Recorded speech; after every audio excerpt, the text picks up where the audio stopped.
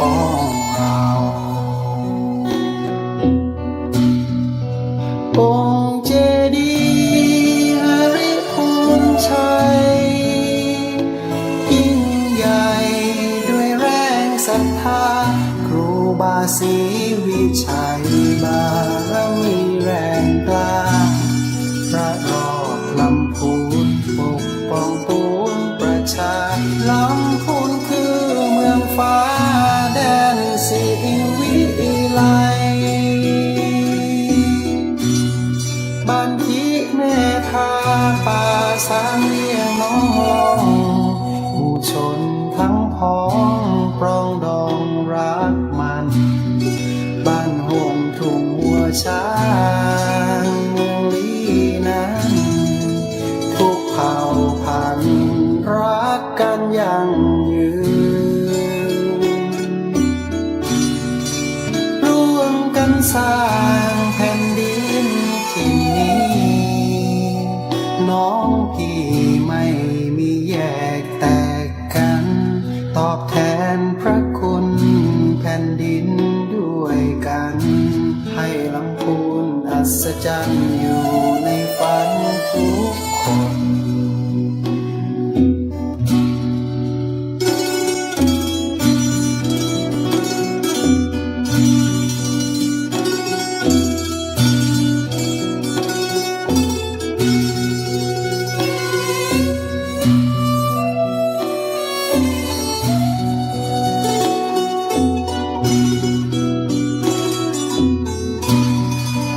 องค์เจดีย์หฤภูมิชัยยิ่งใหญ่ด้วยแรงศรัทธาครูบาศรีวิชัยบารมีแรงกล้าพระรอดลำพูนปกป้องปวงประชาลำพูนคือเมืองฟ้าแดนสิวิไล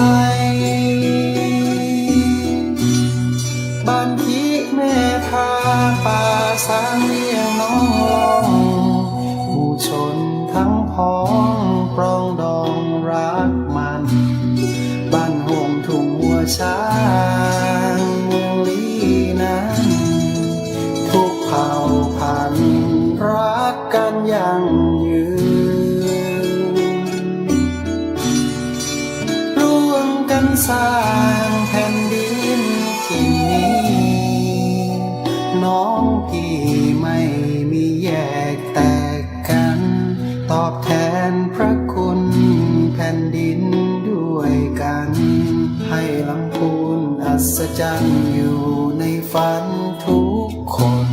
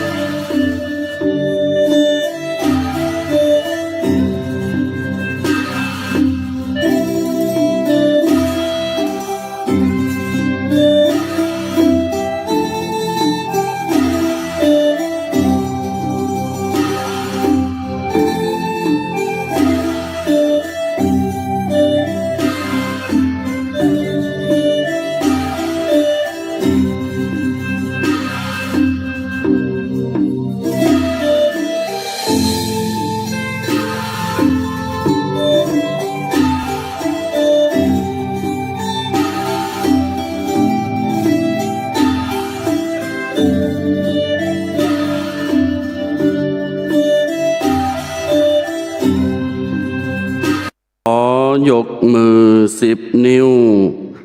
กายกิ้วเกษาอะหังวันตาพระทไรัยรัตนผ่านแผ้วพระแก้วเจ้าตั้ง3 ประการโดยความเคารพใจดีคือพระพุทธใจบริสุทธิ์คือพระธรรมใจงามคือพระสงฆ์พระพุทธช่วยนำพระธรรม ช่วยแต่งพระสงฆ์ช่วยแจ้งตัวเราเป็นแหล่งธรรมซึ่งคุณงามและความดี ขอนอบน้อมบังคมกราบนบไหวตีเคารพแก้ว3 ประการสมเด็จพุทธ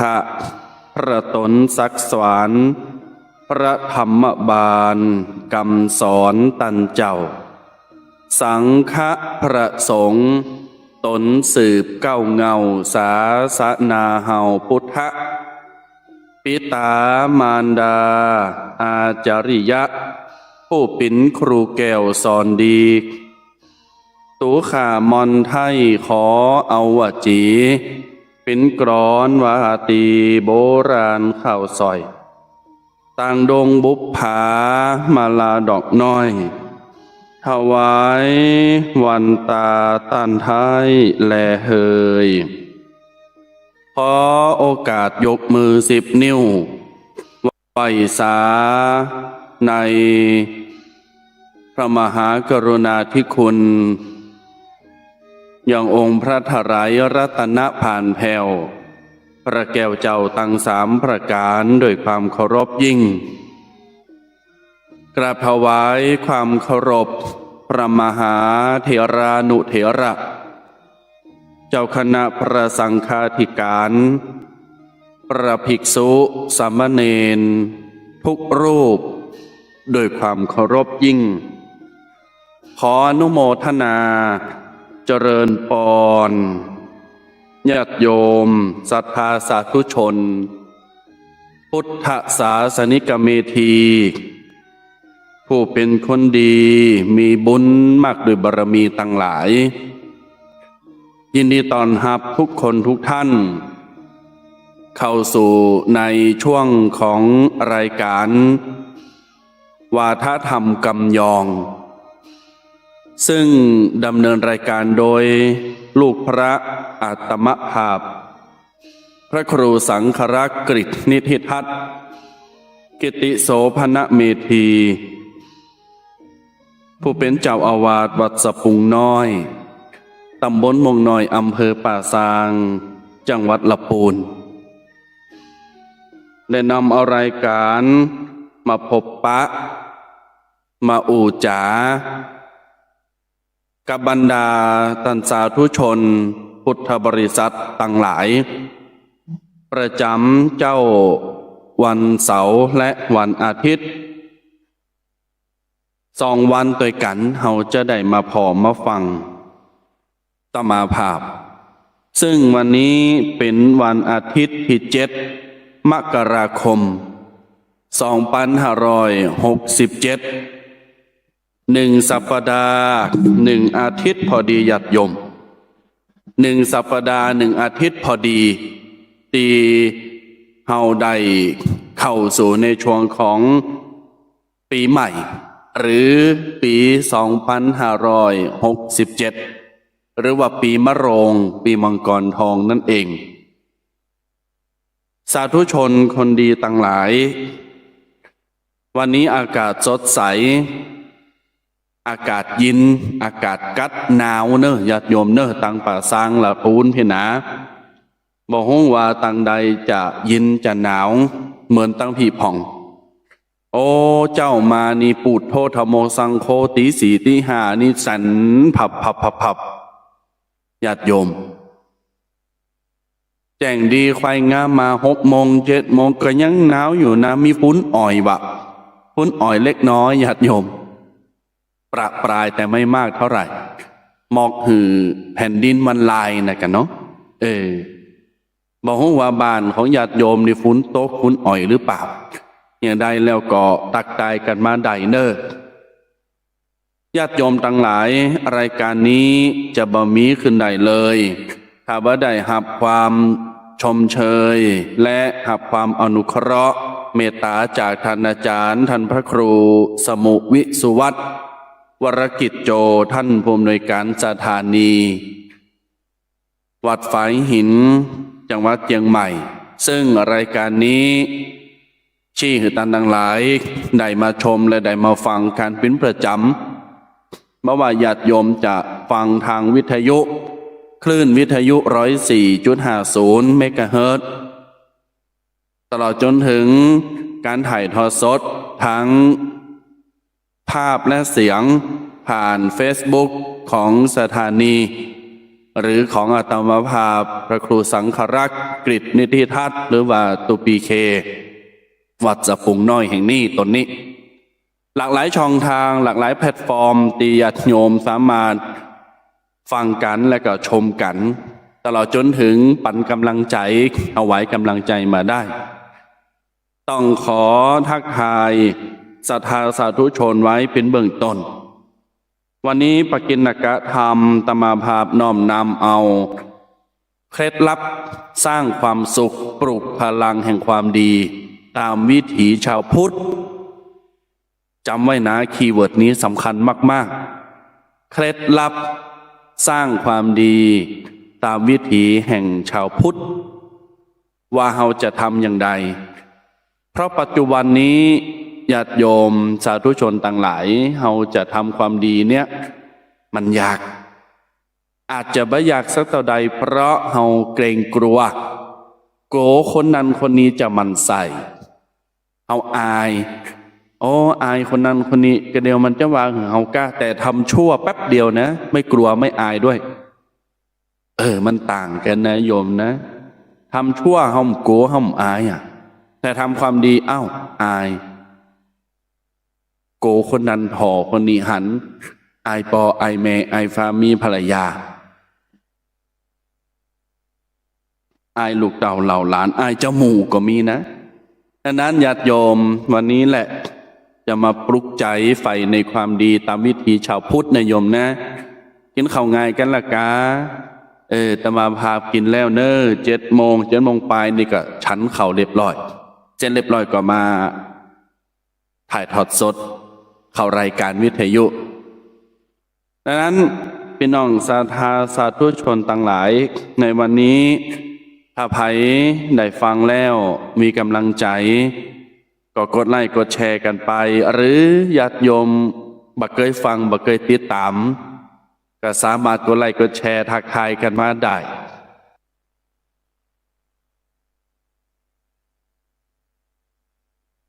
ทาง Facebook อนุโมทนาโยมนุชชดาพรอุปนันท์อนุโมทนาเมชีจินพานีอู่ทองและท่านผู้ชมตลอดจนถึงท่านผู้ฟังทางวิทยุทุกคนทุกท่าน โยมจุนอนุโมทนานะที่กดไลค์มาให้ต้องขออนุโมทนา เป็นเบื้องต้นก่อนในติตวานิตมามภาพใดประกาศประชาสัมพันธ์บอกบุญเชิญชวนญาติโยมได้รวมกันคนละ100 บาทในการรวมเป็นเจ้าภาพขนมโดนัทในงานวันเด็กที่ตมาภาพจะได้ไปเป็นเจ้าภาพจัด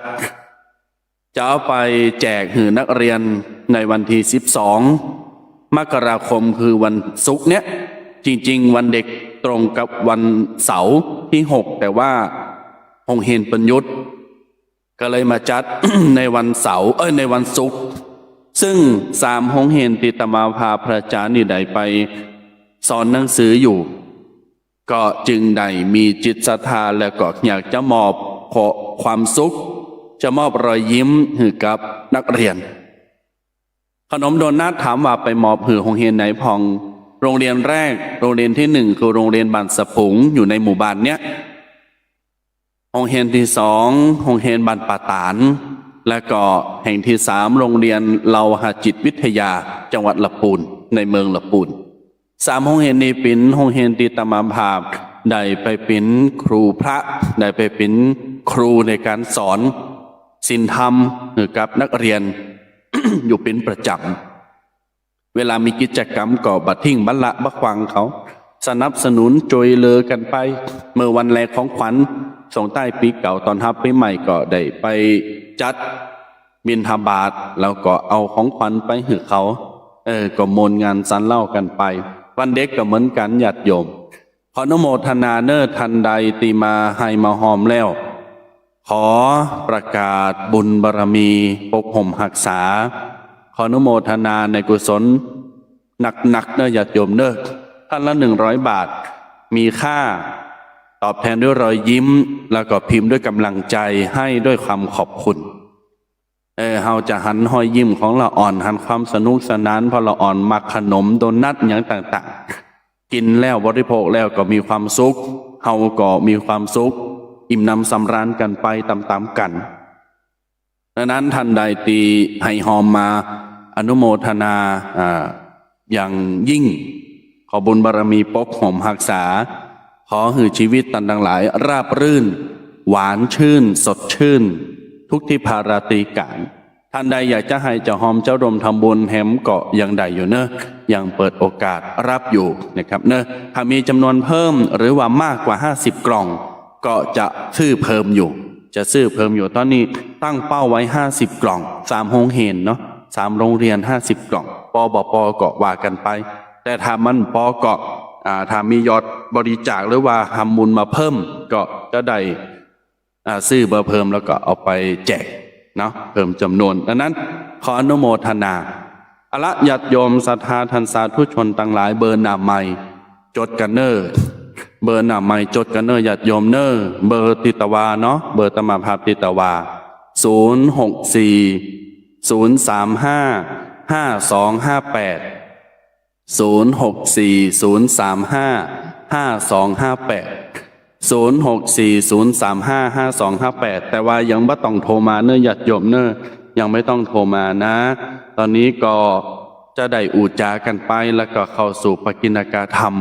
ไปเรื่อยๆคือมันหอมปากหอมคอเปิดเป่งปอติญาติโยมจะได้เอาเป็นอาหารสมองอาหารใจวัคซีนสมองวัคซีนใจเป็นยาใจยาชุบชูใจไม่ใช่ยาใจคนจนไหมพี่รมพรนะโยมนะ เป็นกำลังใจเนาะกำลังใจหนึ่งในนั้นก็คือเอาธรรมะนี่แหละเอาเนื้อหาสาระอันเป็นติบยาติบขององค์พระสัมมาสัมพุทธเจ้าตลอดจนถึงปราชญ์ราชบัณฑิตครูบาอาจารย์ดังนั้นขอเข้าสู่ปกิณกธรรมที่จะทำให้ญาติโยมสาธุชนทุกคนทุกท่านมีความสุขมีความสำราญเบิกบานหวานใจตลอดจนถึงมีความชุ่มฉ่ำใจแม้นว่าอากาศจะหนาวจะเย็นสักเท่าใดถ้าเราฟังธรรมะแล้วเอาไปประโลมจิตใจทำให้สบายใจญาติโยมฟังหยังก็ตามมันก็ตึงบะอิ่มใจแล้วก็บะโมนใจเต่ากับฟังตุเจ้าฟังธรรมะมันมีหันอย่างหนึ่งเนาะญาติโยมเนาะมันมีหันอย่างหนึ่งเวลาเราฟังตุเจ้าเปิ้นเตศเปิ้นธรรมเปิ้นอู่เปิ้นจาเปิ้นธรรมเปิ้นสอนเนี่ยเปิ้นบรรยายเวลาเราฟังแล้วมันโมนมันเหมือนกับฟังเพลงญาติโยมอันฟังเพลงก็โมนเหมือนกันนะสนุกสนานเหมือนกันแต่ได้ไม่เหมือนกันฟังเพลงมันเพลินไพเราะทำนองสนอหูชวนหือติดตามแล้วก็ติ่นรำกันโมนกันห้องตัวไปก็จบเพลงเท่านั้นจำจือศิลปินเหใครไหนวงไหนไพห้องแต่ในคณะเดียวกันเอามาฟังธรรมะเนี่ยฟังการเตะธรรมตุเจ้าเนี่ยหรือว่าปราชญ์ราชบัณฑิตก็ตามหรือแม้กระทั่งว่าเราอ่านหนังสือธรรมะก็ตามขอคิดดีๆก็ตามมันได้ทั้งความอิ่มใจอุ่นใจแล้วก็มนใจทุกสิ่งทุกอย่างอยู่หันหมดมันบัดเลินหายไปเหมือนเสียงเพลงหรอกก็เดียวเพลงใหม่ก็เข้ามาเพลงเก่าก็หายไปนะยุคเก่า080อะไรอย่างเนี่ยเนาะญาติโยมยิ่งเพลงบัดเดียวก็ตึกตั้งอย่างก่อมหู้เนาะแต่ถ้าเฮามาฟังพระเทศน์เนี่ย ถ้าเฮามาฟังธรรมะเนี่ยมันจะอยู่กับเฮาตลอดชีวิตนะว่าอันก่อนแม้วันโลกจะเปลี่ยนไปผันไปหมุนไปอย่างไรก็ตามแต่เมื่อเฮาฟังธรรมะแล้วมันก็จะฝังลึกอยู่ในความทรงจำของเฮายิ่งฟังยิ่งเก็บเอาไปเป็นพลังเป็นกำลังใจดังนั้นญาติโยมศรัทธาท่านสาธุชนทุกคนทุกท่านตีเข้ามาชมและก็เข้ามาฟังกันหากว่าฟังแล้วพอแล้วโอ้โมนหูโมนใจพิญญาใดก็อนุโมทนาตยท่านอิทธิโชโตตุหลวงวัดกู่คำตุหลวงวัดกู่คำนี่เป็น KFC ตมาภาพ FC ตัวยงตัวจริงแต่ผมเจอไปถามเปเลยเนอร์ท่านพระประหลัดอาทิตย์นี่นะ โยมปาลีอนุโมทนาเนอร์อนุโมทนาและท่านผู้ชมท่านผู้ฟังต่างหลายกดไลค์กดแชร์กดหัวใจกันไปไดเนอร์หากว่าฟังตมาภาพแล้วเนี่ยมีความรู้สึกอย่างใดแอมเบิร์ดหนึ่งเขาก็โทรมาอุมาจากันเนาะวันนี้วันอาทิตย์นะญาติโยมเป็นวันหยุดอาจจะไปแอวไปกินชากาแฟไปร้านอาหารตลอดจนถึงไปหันไปหนีกับครอบครัวสามีภรรยาดังนั้นพี่น้องศรัทธาต่างหลายแม้นว่าจะขับรถจะขึ้นเนินหล่องไตหรือจะไปต่างใดก็ขอให้ปลอดภัยขอให้อยู่ดีมีสุขทางไปทางกลับโชคดีมีทรัพย์ทั้งกลับทั้งไปขอให้บุญบารมีปกปักรักษาในช่วงนี้ก็เป็นช่วงของจัดงานเทศกาลวันเด็กเนาะเป็นช่วงของเทศกาลวันเด็กญาติโยมก็จะเอาลูกเต่าเหล่าหลานเข้าไปแอวไปผอไปกอยไปล่ารางวัลนี่เอาขนมเพราะว่าตามโรงเรียนตามมหาลัยหรือวัดตอนนี้เปิ้นก็ทยอยกันเตรียมสถานที่ในการต้อนรับจัดงานวันเด็กแห่งชาติดังนั้นจะขับรถไปทางใดก็อย่าประมาทระมัดระวังกันตัวเนอญาติโยมเนออย่าไปประมาทนะพลาดนิดเดียวเอาจะเลี้ยวปิกบานบ่ได้ละปุ่นว่าเข้าไปเฮวป่าจ้าบ่น่ะเนออย่าประมาทและอย่าดื่มแอลกอฮอล์เด็ดขาดอย่าดื่มสุรามีอะไรเด็ดขาดเลยญาติโยมไปกับคนที่เรารักต้องประคองให้ดีนะประคองหนึ่งคือสติประคองอย่างที่สองคือประคองรถที่เราจะขับเนี่ยที่เราจะเดินทางไปต่างหน้าเนี่ยเราจะประคองอย่างใดคือบ่เกิดอุบัติเหตุเพศภัยและก็บ่หือเขามาทิ่มมาแตงเฮาได้บ่หือเขาตั้งหลายมาจนเฮาได้เฮาจะทำอย่างไรในนั้นต้องมีสติให้เยอะๆแล้วก็อย่าอารมณ์ร้อนอย่าอารมณ์ร้อนนะโยมนะต้องใจเย็นๆเวลาขับรถหรืออยู่กับลูกเต่าเหล่าหลานสามีภรรยาอย่างใดก็ตามจะป้าเพื่อนไปแอวไปล่ารางวัลต้องใจเย็นๆการนำละอ่อนลูกเต่าเหล่าหลานเข้าไปเนี่ยร่วมกิจกรรมของเขาเนี่ยถือว่าเป็นการเปิดสมองประลองปัญญาพัฒนาความคิดเพื่อละอ่อนได้แสดงศักยภาพเพราะมีฝีไม้ลายมือมีความสามารถแต่บางทีบางครั้งบ่มีเวทีที่จะแสดงบ่มีโอกาสที่จะแสดงคือเปินคุณครูได้หันแม้กระทั่งว่าลูกหลานของเฮามีความสามารถอยู่จริงๆแล้วมีอยู่เพราะคนทุกคนล้วนแล้วแต่มีความสามารถจะจุดเด่นอยู่หนึ่งอย่างสองอย่างอันนี้ก็ว่ากันไปแต่บางครั้งบางทีคนเป็นพ่อเป็นแม่ต้องเปิดใจให้กว้างด้วยญาติโยมไผติปิ้นปอปิ้นแม่คนเนี่ยมีลูกน้อยหลานน้อยหรือว่าใหญ่แล้วก็ตามเปิดใจหับลูกเฮาหลานเฮาเปิ้นมีความสามารถเรื่องนี้ด้านนี้เวลามีกิจกรรมเวลาจะไปแสดงในอย่างงานต่างๆโอเพ่นเลยญาติโยมอยากปิดกั้นจะไปปิดกันจะไปห้ามเพราะว่าละอ่อนเยาวชนยุคปัจจุบันเนี้ยถ้าขาดความรู้ไม่ชูความสามารถบ่มีทางไปเป็นใหญ่เป็นโตต่างหน้าได้เลยบ่มีทางที่จะเข้ากับเจ้าหมูเจ้าฝูงได้และก็บ่มีทางที่จะเจริญไปต่างหน้าได้เฮาว่ากำสุดพร้อมหยังเพราะพ่อแม่ปิดกั้นน่ะคนเป็นปอเป็นแม่ปิดกั้นแล้วคนอื่น จะพอจะหันมาจะได้อ่ะอ๋อมีความสามารถแต่ย่ำเอามาตินทำไมไม่แสดงอ๋อพ่อแม่หนูไม่ให้ทำค่ะอ๋อมีความสามารถในการร้องเพลงทำไมหนูไม่ร้องเพลงล่ะลูกอ๋อคุณแม่เขาห้ามค่ะไม่ให้หนูร้องเพลงค่ะเขาให้หนูเรียนอย่างเดียวค่ะญาติโยมมันบ่ได้นะสมัยปัจจุบันนี้จะต้องทั้งวิชาการทั้งหลักปฏิบัติละอ่อนมีความสามารถด้านไหนเอาต้องก่อยๆพอไปคือเขาลองทำทุกอย่างเลยวาดรูประบายสีเต้นกาห้องเพลงกาทุกอย่างทุกประการถ้า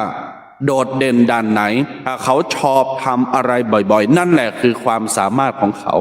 นั่นแหละคือเขาชอบพอเขาหันเขาหูว่าเขาชอบแล้วสนับสนุนสิจอยเหลือเฟอร์กะแรงกระตุ้นน่ะญาติโยมแรงกระตุ้นแรงกระตุ้นตีดีที่สุดกำลังใจตีดีที่สุดของลูกที่จะเผยความสามารถออกมาอย่างเนี้ยคือพ่อแม่นะโยมนะอย่าลืมนะคือพ่อแม่คอมฟอร์ตโซนที่ดีที่สุดคือพ่อแม่เซฟโซนที่ดีที่สุดของลูกก็คือพ่อแม่เวลาลูกเต่าเหล่าล้านเลนของเฮาเกิดความตุกเกิดความอยากกึดหันบะพดกึดหนีบะออกทำนันบะไดมีปัญหาห้องให้ฟูมไฟปรึกษาพ่อแม่นี่เป็นครูเป็นหมอครูคือให้ที่ปรึกให้คำปรึกษาประสบการณ์เรียนรู้ชีวิตเป็นหมอรักษาพยาบาลเจ็บป่วยเมื่อยไข้ซื้อยุกซื้อยางหือกินปาไปหาหมอหาหมดรักษาพยาบาลจนหายนี่เป็นทนายความพ่อแม่นี่นะเป็นทนายความหือลูกไปไกลเกลี่ยเวลาลูกมีปัญหาบัดสบายใจกะพิษหกกันกะลืมอย่างกะพ่อแม่นี่ไปไกลเกลี่ยเป็นทนายความก็ได้นะพ่อแม่นี่นะเน็ตขนาดนะญาติโยมเป็นวิศวกรสิ่งของหรืออย่างต่างๆของลูกมันตกมันหล่นมันหายมันเสไปพ่อแม่ก็หับอาสาไปซื้อไปจ่ายไปซ่อมอย่างมันดีขึ้นมาใหม่เป็นพานโรงเป็นแม่บ้านเป็นพ่อบ้านเป็นนักทำความสะอาดชั้นเยี่ยมชั้นยอดห้องลูกกาเสื้อผ้ากาของลูกมันสกปรกกาพ่อแม่นี่แหละเอาไปซักเอาไปโซยเอาไปดูแลเอาไปทำความสะอาดถูกต้องกระยมนั้นรวมๆว่าพ่อแม่เป็นทุกอย่างของลูกรวมว่าพ่อแม่เป็นทุกอย่างทำหน้าที่ทุกอย่างของลูกทีนี้พ่อแม่นี่เฮาหันลูกมีความสามารถเฉลียวฉลาดในเรื่องใดจงส่งเสริมเขาห้ามปิดกันเด็ดขาดนะโยมอย่าปิดกันเด็ดขาดเลยส่งเสริมสนับสนุนแหมหน่อยเขาก็จะได้ดิบได้ดีแหมหน่อยจะมีอนาคตจะไปกดดันจะไปปล่อยไปละดูแลเอาใจใส่เขาตัวญาติโยมใครมีลูกนะใครมีลูกมีหลานจะไปปล่อยปะละเลยจังมันเตอะมันใหญ่แล้วปล่อยมันคนเดียวเกิดได้คนเดียวอยู่โตคนเดียวได้ไม่ได้นะญาติโยมจะใหญ่สุดวิสัยอย่างตมาภาพเนี่ย30ปลายเนี่ย32เนี่ยย่าง33ธันวาคม67เนี่ยขนาดอายุ30ปลายกึ่งเนี่ยยังต้องการคำแนะนำจากพ่อแม่ยังต้องการดูแลเอาใจใส่ของโยมพ่อโยมแม่ในบางครั้งบางคราเพราะอย่างที่ตมาภาพบอกไปแต่ว่าเวลาเกิดบ้าใดเกิดบ่ออกอยู่ที่ไหนมันสบายใจเตาอยู่บ้านอยู่ปออยู่แม่เสร็จแล้วเขาหาธรรมชาติบำบัดนี่คือเซฟโซนที่ดีของคนเป็นลูกมาสบายใจก็โทรหาปอหาแม่ไปหาปอให้แม่ตีบัตรแม่นว่าบ่ได้อยู่มึนเป็นวัน2 วันก็ชั่วโมงกึ่งวันก็ยังแขวนยังดีพอหอมปากหอมคอนั่งนั่งจ้ากันแม่นว่าเฮามีเรื่องตุกใจมาเนี่ยคนเป็นลูกเนี่ยญาติโยมท่านทั้งหลายคนเป็นพ่อเป็นแม่เนี่ยฟังเนอะตมาภาพในฐานะคนเป็นลูกชายเนี่ยในฐานะคนเป็นลูกเนี่ยเวลามีเรื่องตุกอกตุกใจเรื่องใดก็ตาม ถ้าเมื่อไหร่ก็ตามที่ไปบ้าน ไปหาปอหาแม่ปิกไปบ้านหาครอบครัว มันสบายใจขึ้นมาทันทีเลย ทั้งที่ไม่ได้พูดไม่ได้เคลียร์เรื่องที่เป็นอยู่นะบ่ได้อู่เรื่องที่มันปิ้นอยู่นักอยู่เคลียร์บัตตกเนี่ยบ่ได้อู่เรื่องนี้เลย แต่เอ๊ะทำไมมันสบายใจนั่นก็เพราะพ่อแม่เป็นเทวดาเป็นยาวิเศษครอบครัวเป็นเซฟโซนเป็นคอมฟอร์ตโซนที่ดีที่สุดของลูก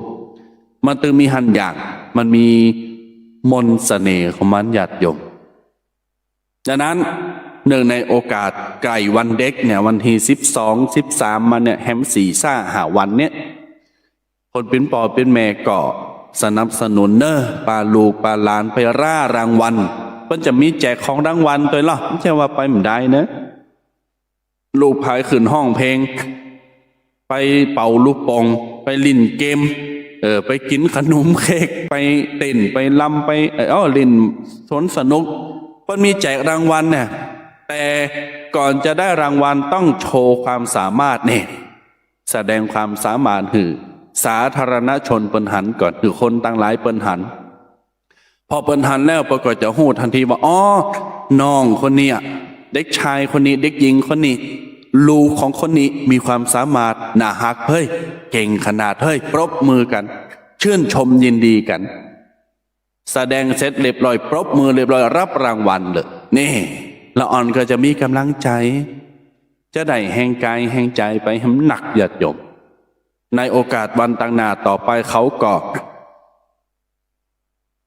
จะแสดงความสามารถออกมามากกว่านี้ครับใหญ่มาเติบโตมาเขาก็จะเก่งจะกล้าดังนั้นคำขวัญวันเด็กประจำปี 2567 ของท่านนายกเศรษฐาทวีสินนายกรัฐมนตรีคนปัจจุบันเพิ่นบอกว่ามองโลกกว้างคิดสร้างสรรค์เคารพความแตกต่างร่วมกันสร้างประชาธิปไตยมองโลกกว้าง1คิดสร้างสรรค์1เคารพความแตกต่าง1ร่วมกันสร้างประชาธิปไตย1รวมเป็น4ประการคีย์เวิร์ดของคำขวัญวันเด็กของท่านนายกเศรษฐาทวีสินนายกรัฐมนตรีข้อที่1มองโลกกว้างหมายว่าจะหือเยาวชนจะหือละเอกละอ่อนยุคปัจจุบันเนี่ยมีวิสัยทัศน์มีสายตาที่กว้างไกลมองโลกออกไปไกลๆห่างๆกว้างๆเพราะโลกปัจจุบันมันไม่ได้แคบมันไปต่างหน้าติ๊กๆเจริญไปต่างหน้าติ๊กๆไม่ได้ปีกถอยหลังนะเจริญไปข้างหน้าอยู่เรื่อยๆทุกวินาทีทุกวันทั้งระบบการศึกษาระบบอย่างก็สื่อโซเชียลตลอดจนถึงสังคมทุกสิ่งทุกประการมันกว้างมันออกไปทางหน้าติ๊กๆดังนั้น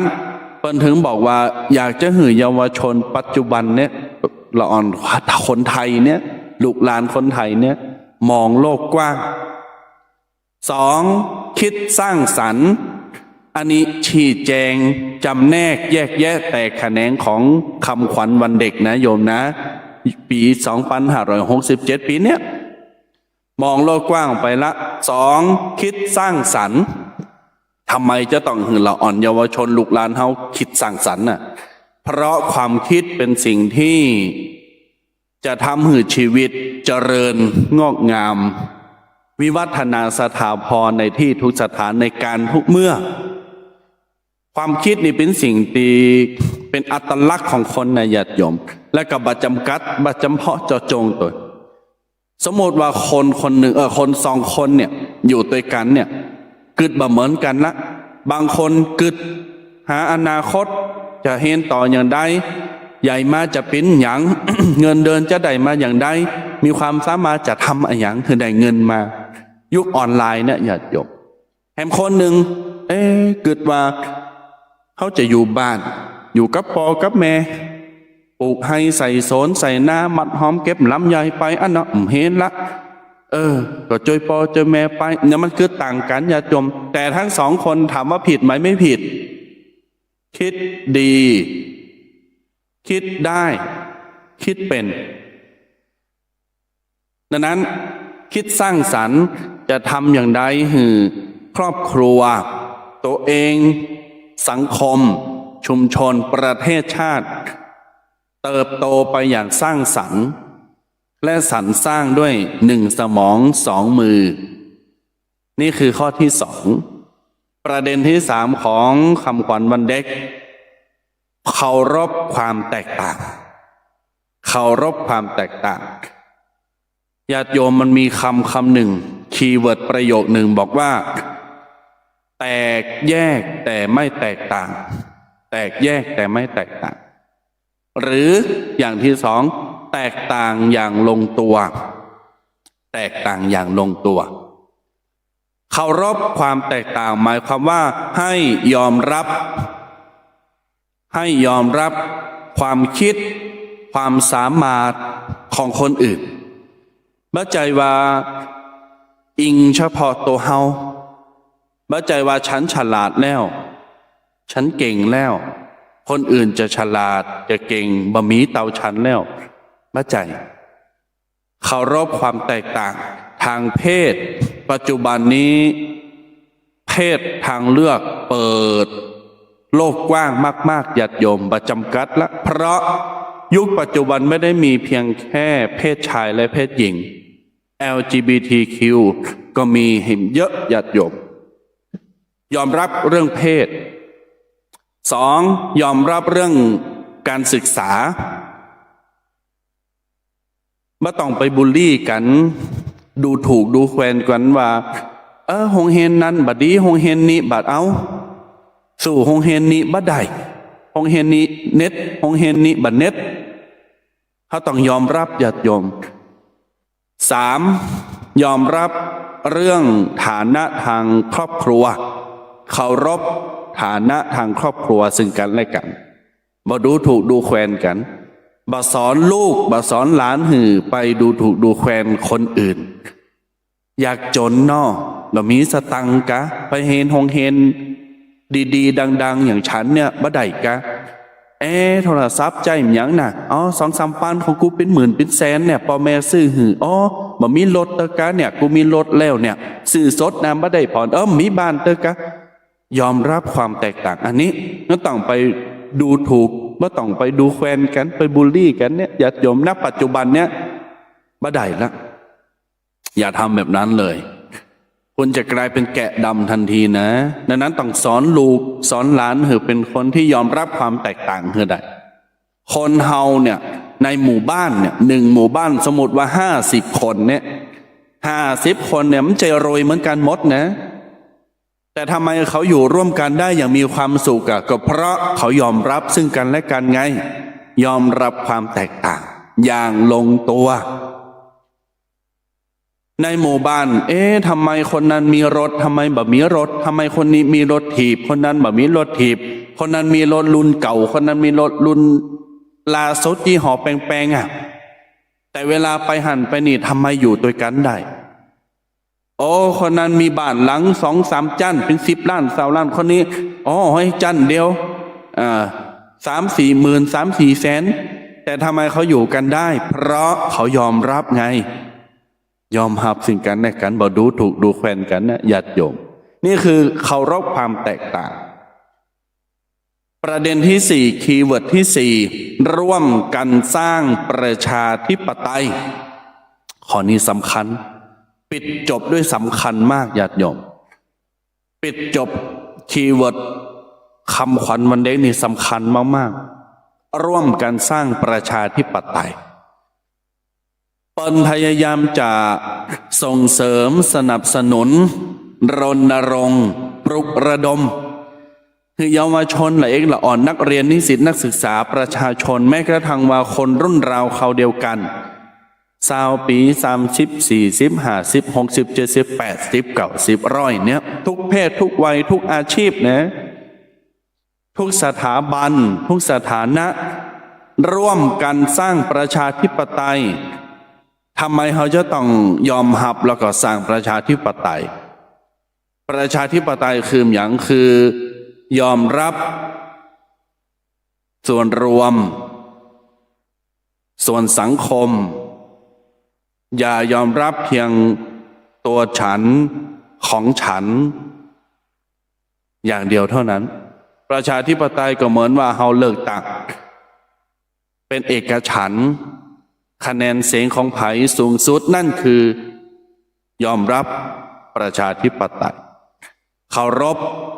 ซึ่งกันและกันให้เกียรติซึ่งกันและกันไหว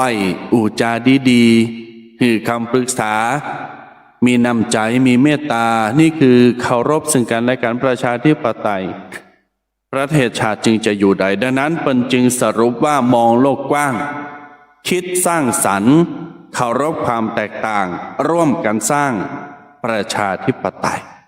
4ประเด็นหลักๆคีย์เวิร์ดคำขวัญวันเด็กประจำปี 2567 ญาติโยมศรัทธาท่านสาธุชนต่างหลายท่านผู้ฟังและท่านผู้ชมบ่ว่าจะฟังทางวิทยุคลื่น 104.50 และก็บ่ว่าจะฟังทาง Facebook สื่อออนไลน์แอปพลิเคชันมือถือวิทยุ YouTube ไหนก็ตามทุกแพลตฟอร์มเวลาเราฟังบัดเดี๋ยวนี้แล้วเนี่ยหูซึกจะใดมีความหูซึกจะใดโมนกาบ่โมนกาถูกกาบ่ถูกกาถูกใจบ่ถูกใจกายันได้ก็คอมเมนต์มาบอกแล้วก็ให้เบิร์ดก็โทรศัพท์มามาจากันได้เบอร์โทรหน้าไม่ย้ำแห่งการเนื้อโยมเนาะ0640355258 0640355258อันนี้เป็นเบอร์หน้าใหม่แต่ว่าบ่ต้องโทรมาเวลานี้นะเพียงแค่บอกย้ำมาได้ประมาณ9 โมงปลาย9 โมงกึ่งก็จะได้เปิดสายหน้าใหม่เปิดสายหน้าใหม่ญาติโยมศรัทธาสาธุชนทุกคนทุกท่านปกิณกธรรมเบื้องต้นเนี่ยที่อาตมาภาพนำมาสอดแทรกในหนึ่งในโอกาสจะเข้าสู่ช่วงงานวันเด็กแห่งชาติเนี่ยหวังไว้เป็นอย่างยิ่งว่าจะเอาไปบอกลูกเต่าเหล่าหลานมากไปกว่านั้นจะต้องบอกตัวเก่าคือใดมองตัวเองให้ออกบอกตัวเองให้ถูกแล้วก็ปลุกตัวเองให้ได้ให้ตื่นรู้ให้ได้จะไปสอนคนอื่นอย่างเดียวจะไปบอกกับลูกเต่าเหล่าหลานอย่างเดียวเขาต้องบอกตัวเก่าเขาตัวนะโยมต้องบอกเราด้วยบอกตัวเองด้วยคนเป็นปอเป็นแม่ต้องบอกตัวเก่าตัวบอกลูกหลานปิ้นหาจะไปสูบบุหรี่จะไปกินเหล้าจะไปเมายาจะไปตัวจมูกจะฟูงเนอะจะไปปิกบ้านเด็กคำมืดเนอะอันตรายนะจะไปโหม่ไปซุมเนอะแต่ตัวเก่าทำเองปิ้นปอปิ้นแม่แล้วทำเองแล้วไปสอนไปสั่งลูกมันจะฟังเขาไม่เชื่อนะจะไปลินไพ่ไฮโลเนอะจะไปลินการพนันนะจะกลายเป็นผีพนันจะฉิบหายไว้วอดนะบดีเนอะแต่คุณแม่ทำเองแม่ไปลินไฮโลแม่ไปลินไพ่ไปลินการพนันแต่ไปสอนลูกว่า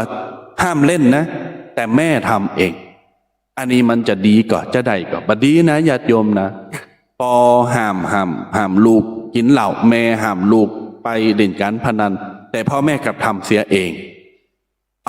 แล้วอย่างนี้มันจะศักดิ์สิทธิ์ก่อนเนี่ยคำสอนของพ่อแม่จะศักดิ์สิทธิ์ไหม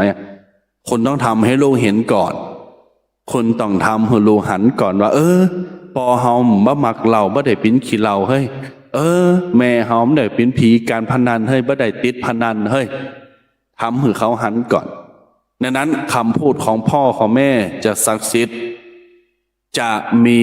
ลิมิตในการใช้ชีวิตมีผลต่อการใช้ชีวิตของลูกคุณจะต้องทำให้เขาเห็นก่อนทำให้เขาหันก่อนอย่าซักแต่ว่าบอกอย่างเดียวนะโยมนะอย่าซักแต่ว่าบอกอย่างเดียวเพราะละอ่อนปัจจุบันเนี่ยเยาวชนปัจจุบันลูกหลานเขาปัจจุบันจะต้องยอมรับให้เขาคือใดก่อนว่ามันฉลาดละอ่อนบาเดียวมันฉลาดนะญาติโยมจะ จะไปประมาทเนอะฉลาดขนาดนะเพราะว่าเดี๋ยวนี้โลกมันเปลี่ยนไปแล้วอย่างที่บอกไปเนี่ยมองโลกกว้างโลกมันเปลี่ยนไปแล้วญาติโยมละอ่อนยุคปัจจุบันเนี้ยยุค 5G เนี่ยยุคโลกาภิวัตน์เนี่ยฉลาดมากๆบางครั้งบางทีฉลาดกว่าเฮาแฮมนะฉลาดกว่าเฮาเขาตั้งหลายก่อนนะญาติโยมบางเรื่องนี่นะเฮาสามารถจะไปแนะนำเขาได้แต่เขาหู้โดยตัวเขาเองตัวเขาเองพร้อมอย่างสื่อโซเชียลมันเยอะเพราะสื่อเพราะโซเชียลไงแม่นก็ญาติโยมโดยสังคมโดยเพื่อนโดยกลุ่มทุกสิ่งทุกอย่างสอนให้เขาเรียนรู้ด้วยตัวเขาเองละเฮาจำเป็นจะต้องไปสอนเขาละในบางอย่างบางครั้งบางทีนะแต่บางอย่างก็จะต้องอยู่ห่างๆอย่างห่วงอยู่ห่างแต่ห่วงอยู่ห่างอย่างห่วงก้อยพออยู่ตั้งหลังพี่ก็ได้สอดส่องดูแลเป็นที่ปรึกษาเขาแต่อย่าไปเป็นเจ้าชีวิตของเขาเราสามารถจะไปเป็นเจ้าชีวิตกำหนดกฎเกณฑ์ว่าจะต้องเตียวจะอั้นข้างซ้ายข้างขวาตอนเกิดมานี่เราสอนเขาได้นะอ้าวเตาะแตะเนอก้อยยางเนออ้าวก้าวขาขวาก้าวขาซ้ายก้อยนั่งก้อยนอนก้อยกินก้อยลืนเป็นอย่างเขาก็เจอฟังเฮานะแต่ปัจจุบันเนี่ยญาติโยมเฮาสามารถจะไปแนะนำเขาเป็นอย่างแตะกอนใดแล้วตอนเขาเกิดมาแรกเริ่มเดิมทีไม่สามารถทำแบบนั้นได้ต้องยอมรับให้ได้ก่อนเพราะปัจจุบันมันไม่เหมือนเมื่อก่อนแล้ว30 กว่าปีแต่ก่อนนะ50-60ยุคของคนเฒ่าคนแก่ศรัทธามันใจจะอั้นแล้วนะจะต้องยอมรับให้ได้ก่อนยอมรับให้ได้ญาติโยมละอ่อนบะเดียวจะมาจ้ำจี้จ้ำชัยเขาเนี่ยเดี๋ยวเขาจะจังโหนะเขาจะรำคาญโหนะญาติโยมนะจะไปเยอั้นเนอะอันนี้ขอเอามาเพิ่มเติมเสริมให้กับบรรดาท่านผู้ชมและก็ท่านผู้ฟังต่างหลายที่เข้ามาชมเข้ามาฟังกันในตอนเจ้าวันนี้ประจำวันอาทิตย์รายการวาทธรรมกำยองปกติก็ดำเนินรายการโดยตูปีแดงหรือว่าทันประพันธ์วัดมะกอกอันนี้จะจัดในช่วงของวันเสาร์แล้วก็ตมาพาพระครูสังฆรกฤษนิติทัศน์หรือว่าตูปีเคตอนเนี้ยตอนที่กำลังอยู่เนี่ยจะจัดในช่วงของวันอาทิตย์บางครั้งบางทีก็สลับกันแต่ว่าเสาร์อาทิตย์นี้ตมาพาก็เหมา อันนี้ซื้อบัตรรอบเหมาไปเลยเพราะว่าวัดมะกอกวัดตุปีแดงเปิดจัดงานปฏิบัติธรรมเข้ารุกขมูลกรรมของคณะสงฆ์ตำบลมะกอกก็บ่สามารถจะมาจัดวิทยุดำเนินรายการได้ดังนั้นก็ตมาภาพก็เลยฮับช่วงแทนโดยความยินดีเป็นอย่างยิ่งจะได้มาอยู่เป็นกูเป็นกิมกับญาติโยมเพราะบางครั้งบางทีหายไปมึนเนาะมีการมีงานอย่างชงปีใหม่ตรงใต้ปีเก่าอย่างเงี้ยไปถ่ายทอดสดตีวัดจังกำกาไปตีหันตีนี่ก็ตมาภาพกับตุปีแดงเขาครูบาอาจารย์แต่ละตนแต่ละองค์ก็บ่ได้มาตักตายบ่ได้มาอู่จากับบรรดาญาติโยมก็เสาร์อาทิตย์นี้ก็เลยเหมารวบยอดเปิดว่าศรัทธาจำได้งอมได้เหงาเพราะว่าคนเฒ่าคนแก่ศรัทธาบางครั้งบางทีเป็นอยู่บ้านนะเพิ่นก็เปิดหมุนวิทยุทานินนั่นน่ะยี่ห้ออื่นๆก็ตามก็จะเปิดหมุนถึงเติงวันเสาร์แล้วถึงเติงวันติดแล้วก็จะได้ปุดจะได้ว่ะจะได้เปิดจะได้หมุนจะได้ฟังนี่ญาติโยมบางครั้งบางทีเฮ้ยเปิ้นจัดสักกรรมอย่าสิได้ไปเฮ็ดจะได้พอจุ่ม3ตัวกุนตุเจ้านะตุ5นี่ย่ำจัดนะขาดบ่อยลำเลอจังอย่า อันนี้ถ้าจำมีเนี่ยเฮาว่าคนเดียวมันได้คนเดียวมันได้เนาะเอาละญาติโยมศรัทธาสาธุชนพุทธบริษัทหมู่เฮาจังหลายวันนี้ปกิณกธรรมตีตมาภาพจะจำแนกแยกให้ญาติโยมได้ฟังกันเนี่ยมีอยู่2 ประการต่อกัน2 ประการหมายความว่าประการแรกประการที่2เนี่ยเป็นหลักใหญ่ใจความสำคัญมากๆต่อชีวิตหลักใหญ่ใจความประการแรกคือคุณธรรมของต้นไม้ นี่ญาติโยมเอาละให้ฟังกันก่อนว่า ก็ต้นไม้เนี่ย1 ต้นเนี่ยว่าจะเป็นต้นลำไยต้นเฟืองไฟฟักแฟงแตงเต่าต้นหยังก็ตามติดขึ้นชื่อว่าต้นไม้เนี่ยต้นไม้เนี่ยทำไมจะต้องแฝงไปโดยคุณธรรมวันนี้จะน้อมนำมาให้โยมทั้งหลายได้ฟังกันประการต่อมาลำดับที่2เนี่ยจะนำข้อคิดที่จะเปลี่ยนความคิดของญาติโยม10 ข้อ10 ประการจำแนกแยกแต่ละอย่างให้ท่านทั้งหลายได้ฟังกัน2 ประเด็นหลักใหญ่ใจความสำคัญเนี่ย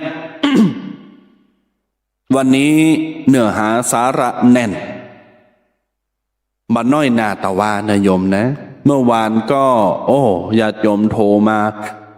กันหนักกันหลาย ทั้งหน้าใหม่ทั้งหลังใหม่ตอนบ่ายก็มีโทรมาตอนแรงก็มีโทรมาอนุโมทนาต่อยเนอะเอาละญาติโยมศรัทธาท่านผู้ฟังท่านผู้ชมทั้งหลายฟังทาง Facebook ฟังทางวิทยุ 104.50 วัดไฟหินตลอดจนถึงแพลตฟอร์มต่างหลาย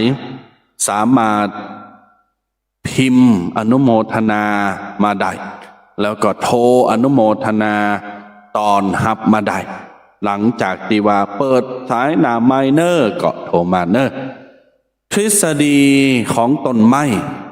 1 ต้นเนี้ยสอนให้คนหูหยังผ่องญาติโยมสอนให้คนรู้อะไรบ้างเพิ่นบอกว่าสอนอยู่5 ประการลักๆใหญ่ๆด้วยกัน5 ประการลักๆใหญ่ๆใจความสำคัญคือประการที่1เงื่อนไขข้อแรกของการเป็นต้นไม้เขาเปรียบเสมือนว่าต้นลำไยต้นลำไย1 ต้นเนี่ยญาติโยมต้นลำไยนะไผจะปลูกอยู่หน้าบ้านหลังบ้านในโซนอยู่ที่ไหนก็ตามเกิดสภาพเอาว่าเป็นต้นลำไยเงื่อนไขข้อแรกของต้นลำไยการเป็นต้นไม้ต้นใหญ่เนี่ยเวลาย่อมไม่มีไม้ใหญ่ต้นใดเวลาเราปลูกแล้วต้นไม้ต้นนั้นจะงอกงามทันทีจะใหญ่ทันทีจะเติบโตขึ้นมาทันทีจะต้องอาศัยช่วงเวลาจะต้องอาศัยการเวลาการปลูกการเพาะการเจาะการขยายแต่การกิ่งสาขาประการแรกเวลาเรามีต้นไม้1 ต้นสมมติว่าไปซื้อมาจากการคำเตงเนาะ มีต้นไม้อยู่1 ต้นเอาปลูกฝังดินหรือว่าลงกระถางไปปุ๊บทันทีทันใดมันใจว่าจะใหญ่ขึ้นมาพุ่มพั่มเลยนะมันก่อยๆดูแลเอาใจใส่บางต้นต้องใส่ปุ๋ยบางต้นต้องรดน้ำบางต้นก็ระวังแมงบงหนอนนี่มันจะมากัดมากินบางต้นก็โดนแดดนักก็บ่ได้จะต้องโดนแดดแค่รำไรเพียงเล็กน้อยบางต้นต้องอยู่ร่มบางต้นอยู่โฮมแล้วตายบางต้นจำเพาะเจาะจงเฉพาะต้องแดดเท่านั้นดังนั้นปลูกแล้วบ่ใจว่าจะใหญ่ขึ้นมาเลยทันทีทันใดณบัดดลณบัดนั้นจะต้องอาศัยการเวลาระยะเวลาเปรียบเสมือนชีวิตของคนเฮาเหมือนกันพอเกิดมาแล้วจะต้องเตาะแตะก่อนจะต้องสอนต้องหั่นต้องนี่เล่งดูปูเสือดูแลเอาใจใส่เติบใหญ่มาแฮมเข้าห้องเฮนแล้วมีความหูแล้วสั่งสอนแฮมเจริญงอกงามในวัยเป็นใหญ่เป็นโตมีเงินเดินเงินดาวมีตำแหน่งหน้าที่การงานนี่คืออยู่ที่การเวลาทุกสิ่งทุกประการนี่คือเปรียบชีวิตของเราเป็นต้นไม้คนเฮาเกิดมามันไม่ใช่ว่าจะใหญ่ทันทีทันใดเลยจะเก่งได้ก็จะต้องอาศัยได้รับความรู้คู่กับความสามารถ จะอุดมสมบูรณ์ใดเรื่องโภชนาการโภชนาหารชีวิต จะต้องมีการกินอาหารกินหั่นกินนี่เพื่อบำรุงเพื่อพัฒนาสมองพัฒนาร่างกายให้มันเติบใหญ่ขึ้นมาจะเก่งกล้าสามารถก็จะต้องฝึกปรือความรู้ความสามารถประสบการณ์จะเก่งด้านคอมพิวเตอร์เก่งด้านหันด้านนี้จะเก่งด้านหยังต่างๆก็จะต้องมีการสั่งสมความรู้ประสบการณ์ก่อนจู่ๆจะเก่งเลยบ่ได้อย่างโยมโยมปอโยมแม่ท่านผู้ฟังเนี่ยจู่ๆจะไปนั่งมัดหอมเลยได้ก่อนบ่ได้นะ จะต้องมีการไปพอตัวปอตัวแม่ตัวคุณเฒ่าคุณแก่ไปพอว่าเปิ้นเยอะจะได้เจนจะได้จะไปตัดผมเนี่ยแบบไปเห็นเป็นช่างตัดผมแบบจู่ๆจะมาตัดเลยไม่ได้นะหูแหว่งอย่าโยมเผลอโดนยับนะจะมาเป็นตุเจ้าก็ไม่ได้จะต้องผ่านการท่องสูตรฝึกเตดผ่านการเป็นสามเณรมาก่อนดำรงตัวเป็นสมณะให้ก่อนจนจะได้เป็นตุเจ้าจะเป็นเจ้าอาวาสก็จะต้องผ่านการเข้มแข็งให้ก่อนผ่านทุกสิ่งทุกประการผ่านการยอมรับจะเป็นปอหลงบ้านจะเป็นกำนันจะเป็นผู้จอยจะเป็นนายกจะเป็นหันเป็นจะต้องผ่านการเวลาหมดญาติโยมบ่มีไผจู่ๆเป็นเลยก็ไม่ได้แม่ก็ทางว่าคุณเฒ่าคุณแก่เนี่ย60ขึ้นไปเนี่ยสวต่างหลายมีเงินเดินต่างหลายเนี่ยจู่ๆเกิดมาแก่เลยได้ฮับเบผู้สูงอายุเลยก็จะต้องผ่านการเวลาให้ก่อนนี้ในนั้นทุกสิ่งทุกประการต้องผ่านการเวลานี่คือเปรียบต้นไม้1ต้นเปรียบเสมือนคน1คนกว่าต้นไม้มันจะใหญ่จะต้องผ่านการเวลาคนเฮาก็เหมือนกันญาติโยมนี่คือเงื่อนไขข้อแรกของต้นไม้ต่อไปเงื่อนไขข้อที่2ของการเป็นต้นไม้อาศัยว่าเป็นต้นไม้ใหญ่ต้นลำใหญ่นี่นะข้อที่2นิ่งต้นไม้มันนิ่งนะญาติโยมต้นไม้มันนิ่งตะกี้มันบอกว่าเวลาผ่านการเวลาตอนนี้ข้อที่2คือเงื่อนไขข้อที่2การเป็นต้นไม้จะต้องนิ่งสงบเพราะบ่มีต้นไม้ต้นไหนลำไยต้นไหนที่จะกระโดดโลดตินจะไปขออาศัยแห่งของคนอื่นในการเติบใหญ่ขึ้นมาสมมติว่าต้นลำไยเนี่ยเขาปลูกไว้หลังบ้านต้องพวกเจ้าต้นลำไยหายเฮ้ยสดไปอยู่กูกันแฮมตุ่นปุ่นไปขอกินน้ำกินปุ๋ยกินดินตัวก่อมได้ก่อมใจก่อมถูกต้องดังนั้นญาติโยมศรัทธาต่างหลายจะต้องนิ่งให้ก่อนเปรียบเสมือนคนเฮาคือนิ่งนั้นคือเข้มแข็งอดทนอดกลั้นนิ่งสงบทำใจหือเบาสบายรอการเวลารอคนมาดูแลรอความรู้ความสามารถเฮากล้าแก่งแล้วสมบูรณ์แล้วเจนจะออกลูกออกดอกออกผลออกใบเติบโตอย่างสวยงามต้องนิ่งให้ได้ก่อนคนเฮาถ้าบันนิ่งเนี่ยญาติโยมจิตใจไม่นิ่งความคิดไม่นิ่งเป็นใหญ่บ่ได้เติบโตบ่ได้สังเกตเพราะว่าคนไหนตีบ่มีสมาธิบ่มีความนิ่งบ่มีความสงบสงบบ่มีความเงียบในตัวเนี่ยจะวอกเวกอยู่บ่เป็นสุขบ่มีสมาธิจะทำนั้นทำนี้บ่สำเร็จบ่ผ่านไปด้วยดีดังนั้นจะต้องนิ่งให้ได้ก่อนนี่คือเงื่อนไขข้อที่2ของการจะเติบใหญ่มาเป็นต้นไม้เงื่อนไขข้อที่2ต้องนิ่งคนเฮาจะต้องนิ่งก่อนคุณธรรมของคนก็เหมือนกันญาติโยมแม้ว่าความนิ่งของเฮาเนี่ยจะเจอฝนเจอหิมะนี่เจอลมเจอไฟ เจอทุกสิ่งทุกประการต้นไม้ก็เหมือนกันโดนลมโดนฝนโดนแมลงมากัดมากินโดนยาผลแฮมโพอ่ะเล็งใบเล็งดอกคือมันออกผลแฮมอ่ะจะขายแล้วจะเอาตังค์แล้วมันนิ่งของมันนะแต่ความนิ่งของมันเนี่ยแฮมหน่อยอนาคตเนี่ย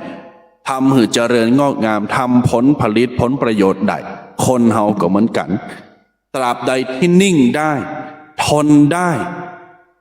ชีวิตจะออกดอกออกผลเหมือนต้นไม้ต้นลำใหญ่จะเจริญงอกงามไพบูรย์แท้แน่นอนเงื่อนไขข้อที่สามของการปีนต้นไม้คือต้องยังหมายความว่ายังรากต้นไม้ถ้าบ่มีหากไม้เนี่ยมันอยู่บ่ได้เจริญไม่ได้งอกงามบ่ได้ออกดอกออกผลก็บ่ได้จะต้องปลูกแล้วป๊บพดน้ำใส่ปุ๋ยพรวนดินพยายามบ่หือแมงบ่หือหนอนอย่ามากัดมากินเจนนั้นรากมันก็จะพุดออกไปแตกแขนงออกไปเปิดจะหือมันยึดกับดินยึดกับกระถางคือทรงโตใดแล้วก็เติบใหญ่อย่างสวยงามคนเราก็เหมือนกันโยมคนเฮาก็เหมือนกันมนุษย์เฮาก็เหมือนกันจะต้องมีรากฐานที่ดีรากฐานของตึกคืออิฐรากฐานของชีวิตคือคุณธรรมจะต้องมีรากฐานที่ดีตีมั่นคงก่อนหารากฐานชีวิตของคนเฮาบ่มั่นคงบ่เหมือนต้นลำไยถ้าต้นลำไยไหนมีรากฐานที่ดีที่มั่นคงตราบนั้นต้นลำไยจะออกดอกออกผลอย่างสวยสดงดงามให้กำไรมูลค่ามากมายมหาศาลคนเฮาถ้ามีรากที่ดีรากนี้ของคนมาจากไหนบ้าใจเกิดจากการใส่ปุ๋ยใส่น้ำบ้าใจเกิดจากการพรวนดินเกิดจากการได้กำลังใจจากคนรอบข้างรากของคนเฮานี่นะไปเกาะไปเหนี่ยวไปยึดไปขอกำลังใจขอหันขอนี่เปิดเป็นกำลังชีวิตเปิดเป็นกำลังใจต่อติดไปในอนาคตไปเกาะกำลังใจจากคุณพ่อคุณแม่ไปอาศัยเกาะกำลังใจจากเพื่อนต้นไม้ตีมันอยู่ข้างกันนะญาติโยมหากมันก็จะไต่ไปหากันปันน้ำปันหยังกันกินนะเติบใหญ่ตัวกันโตไปด้วยกันคนเฮาก็เหมือนกันจะต้องสมานสามัคคีกันไว้เมตตากันไว้รักกันไว้เถิดญาติโยมเอื้อเฟื้อเผื่อแผ่เป็นดีแน่ของชีวิตนี่คือกว่าจะเติบใหญ่ก็จะต้องมีรากแล้วก็ยังลึกลงไปแต่แขนงหักบัจจัยมีการเดียวนะแต่ว่าวันซืนเนี่ยตีหนากุฏิเนี่ยสามเณรเอามีดมาคุดหักพดเท่ามันพดมาตีหนากุฏิเอาตุนไม้ตุ่มน้อยเลยญาติโยมปืดต้นนอนอันออกตัดหักขวางจนซ้ำจนเสกมันมาปืดกุฏิเพียโยมนี่ชีวิตเฮาก็เหมือนกันแต่แขนงออกไปรากชีวิตของคนเราจะต้องแผ่กระจายไปเอื้อเฟื้อเผื่อแผ่ได้รับการดูแลเอาใจใส่นี่คือข้อที่สามเงื่อนไขข้อที่สามของการเป็นต้นไม้เงื่อนไขข้อที่สี่รองสุดท้ายญาติโยมเงื่อนไขข้อที่สี่ตอนนี้9:10 ย่ำเปิดสายหน้าไม้ตะเนอตะกี้หันไพ่หูโทรมาแต่ก็ได้หับสายนอเงื่อนไขข้อที่สี่ญาติโยมในการที่จะปิ้นตุนไม้ตุนใหญ่ออกดอกออกผลได้งดงามแทงยอดขึ้นข้างบนมีการลงรักปักฐานมีการเริ่มต้นที่ดีมีการใส่น้ำใส่ปุ๋ยพอใส่น้ำใส่ปุ๋ยหดน้ำพรวนดินแล้วรากของต้นไม้ต้นลำไยเนี่ยกระจายแผ่ออกไปยึดเหนี่ยวกิ่งก้านสาขามีเมตตาอาทรได้ปลายของมันจะเจริญงอกงามสูงขึ้นไปบะมีต้นไม้ไหนยิ่งปลูกยิ่งต่ำลงบะมีต้นไม้ต้นไหนยิ่งปลูกยิ่งต่ำลงด้อยลง ต้นไม้ของเฮาที่เฮาปลูกในบ้านในโหในสนยิ่งปลูกยิ่งออกดอกออกผลยิ่งโตเติบใหญ่กระจายลำต้นตะกอนนี่มอกนิ้วก่อยเนี่ยบัดเดี๋ยวนี้เพี้ยเสาวิหารเสาบาทเนี่ยญาติโยมเตาล่อรถเนี่ยคนเฮาก็เหมือนกันนะจะต้องเติบใหญ่เมื่อมีรากฐานที่ดีชีวีก็จะมั่นคงแล้วก็จะแทงยอดขึ้นข้างบนเสียดฟ้าญาติโยมศรัทธาสาธุชนทั้งหลายการเจริญงอกงามตั้งตนใดสูงใดของตนไม่เปรียบของคนเฮาคือความเจริญรุ่งเรืองเจริญงอกงามไม่ว่าจะในหน้าที่การงานในครอบครัวในสังคมหรือในด้านการศึกษาอย่างใดก็ตามเมื่อได้รับความเอาใจใส่ดูแลเลี้ยงดูกอบกับมีความรู้คู่ความสามารถเป็นปราชญ์เป็นคนฉลาดเฉลียวมีน้ำจิตน้ำใจมีไมตรีมีคุณธรรมจะบะต่ำกว่าคนจะบะจนกว่าไผจะยิ่งใหญ่เติบโตกิ่งการสาขาสูงเหมือนต้นไม้ที่เจริญขึ้นไปเรื่อยๆแล้วก็ออกดอกออกผลการออกดอกออกผลของต้นไม้เปรียบเหมือนความเจริญงอกงามผาสุกความสวัสดีของร่างกายชีวิตของคนเฮานี่คือเงื่อนไขข้อที่สี่ของต้นไม้และชีวิตเงื่อนไขข้อที่ห้าของต้นไม้หนึ่งต้นใหญ่คือหันหาแสงตะวันมันจะหันหน้าหันตาหันโตมันบิดหาแสงตะวันต้นไม้ต้นทานตะวันหรือว่าต้นหยังก็ตามต้องการแสงแดดแผดเผาต้องการแสงตะวันต้องการแสงอาจจะบัดจ่าบัดจัดสัตใดรำไรก็พอได้แต่ท้ายที่สุดแล้วทุกต้นต้องการแสงเจิดจรัสของพระอาทิตย์พระจันทร์จะหันหน้าเข้าหาแสงตะวันเพื่อให้ส่องมาเลี้ยงตัวเองและจะได้เจริญงอกงามไพบูรย์มนุษย์คนเฮาเหมือนกันญาติโยมทำไมจะต้องหาแสงตะวันกรรมบดเดียวนี้ปนบอกว่าหิวแสงคืออย่างหาแสงหาไฟให้กับตัวเองเพราะเฮาอยู่ใดโดยเพื่อนฝูงกัลยาณมิตรเจริญงอกงามใดก็เพราะเพื่อนฝูงยกเพื่อนฝูงชูพ่อแม่ยกพ่อแม่ชูมันมีกรรมเป็นบอกว่าพ่อยกแม่ยกเนี่ยมาจากไหนก็มาจากตัวนี้แหละพ่อยกแม่ยกทำไมต้องปอยกแม่ยกพ่อวางแม่วางบ่ได้กะบ่ได้พ่อยกแม่ยกคือยกศิลปินให้สูงขึ้นยกศิลปินอุ้มชูศิลปินขึ้นไปเรื่อยๆนี่คือคำว่าพ่อยกแม่ยกทำไมเปิ้นบอกห้องว่าพ่อวางแม่วางอ่ะพ่อปล่อยไม่ปล่อยบ่ได้กะก็บ่ได้ก็ปล่อยก็วางมันก็สะอยู่หันอันนี้ต้องเป็นพ่อยกแม่ยกอันเนอะญาติโยมนี่คือที่มาที่ไปของพ่อยกแม่ยกยกศิลปินอุ้มชูศิลปินคือโด่งคือดังคือมีจือมีเสียงขึ้นเฮาก็เหมือนกันจะต้องมีพ่อแม่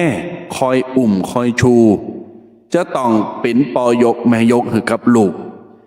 จะต้องเป็นปอยกแม่ยกคือกับหลานหรือแม้กระทั่งว่าเพื่อนครูบาอาจารย์ญาติพี่น้องกัลยาณมิตรเฮาก็จะต้องหันไปหาเปิ้นเหมือนกันเฮาก็จะต้องไปขอคำปรึกษาเปิ้นเหมือนกันจะต้องอ่อนวอนขอเปิ้นเหมือนกันดังนั้นพี่น้องศรัทธาญาติโยมบ่มีไผที่จะ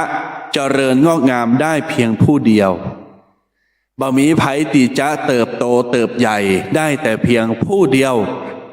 บ่มีไผมาเอาใจใส่ดูแลบ่มีครูมาสอนบ่มีปอบ่มีแม่มาอบรมสั่งสอนหือความรู้บ่มีเปิ้นบ่มีฝูงเติบโตได้โตเก่าโดยตัวเองบ่ได้ญาติโยมทุกสิ่งทุกอย่างแวดล้อมคือปุ๋ยคือน้ำคือแสงตะวันที่จะต้องหันไปหาเพื่อการเจริญเติบใหญ่วัฒนาในวันข้างหน้าของชีวิตนี่คือ5ประการสำคัญหลักใหญ่ใจความตีใด บอกกับญาติโยมท่านผู้ฟังและก็ท่านผู้ชมตั้งหลาย ในภาคเจ้าของวันนี้โยมศรัทธาสาธุชนทุกคนทุกท่าน9:15 นาที9:15 นาทีที่แรกวาจะอูจา2 บทใหญ่ใจความแต่ทีนี้9:15เอาอี้ดีกว่าตอนนี้ไปจะเปิดสายหน้าไม้เนาะเปิดสายหน้าไม้แล้วก็ทาจังหวะที่บะมีญาติโยมโทรมาก็จะแฮม10 ขอ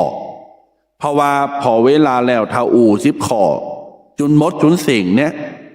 จะบ่มีเวลาในการหับสายหน้าไม้เลยนะเนาะเปิดโอกาสให้โยมพ่อโยมแม่วันนี้วันอาทิตย์วันอาทิตย์ด้วยอาจจะอยู่กับลูกเต่าเหล่าหลานหรือว่าอยู่บ้านอยู่จองฟังออนไลน์ฟังวิทยุเปิดในรถในมือถือฟังทานิน เนี่ยได้ก็โทรศัพท์มาอูจาเนอะน่าแม่นว่าญาติโยมบ่ได้โทรมาจังหวะที่บ่มีไผโทรมาเกาะจะได้อูจาปกิณกะธรรมลักใหญ่ใจความประการที่2ต่อไปนี่คือประการแรกอยู่นะน้ำจิ้มซีฟู้ดนี่ญาติโยมเอาละเปิดสายหน้าไมเนอร์ญาติโยมเนอร์สามารถโทรศัพท์มามาจาตักตายกันได้เลย063-756-1681 เนอร์เอาละญาติโยมศรัทธาสาธุชนทั้งหลายสายแรกโทรมาแล้วไม่ได้เหรอกันเนออ้าวเจริญพรค่ะราชการค่ะโอ้วันนี้โยมจูนโทรมาสายแรกเลยนะเนี่ยพอดีมาล้างห้องน้ำเพราะว่าเขามีงานศพค่ะเขาเลยล้างห้องน้ำทุกวันเลยเนาะเมื่อวันโทรมาก็ล้างห้องน้ำวันนี้โทรมาก็ล้างห้องน้ำไม่เขามีงานศพก็ทำอะไรเข้าใจอ้าวแล้วเผาวันไหนเผาพรุ่งนี้ค่ะโอเคเอาใจช่วยนะโยมนะแม้ไม่ได้ไปร่วมก็ส่งกำลังใจไปเนอะโอ้วัดอันนั้นงามนะท่านเนาะวัดอันนั้นวัดอะไรวัดสุแดงเขาปล่อยผัวเมื่อคืนงามขนาดใช่แล้วงานเข้ากรรมมาแอลเนอร์มาแอลได้เนอร์มาร่วมได้ทำบุญได้ก็ว่าจะตายอยู่มีศพทุกวันเลยค่ะมีศพทุกวันเลยเหรอโอ้ไม่พักเลยเหรอมีตั้ง8 ศพนะบางวันนะคะท่านจริงๆเหรอวันละ8 ศพเลยเหรอวันละ8 ศพวันละ8 ศพนี่คือว่าในหมู่บ้านนั้นเหรอโยมหมู่บ้านฮะ8 ศพ8 คนเนี่ยนะธรรมโมสังโฆ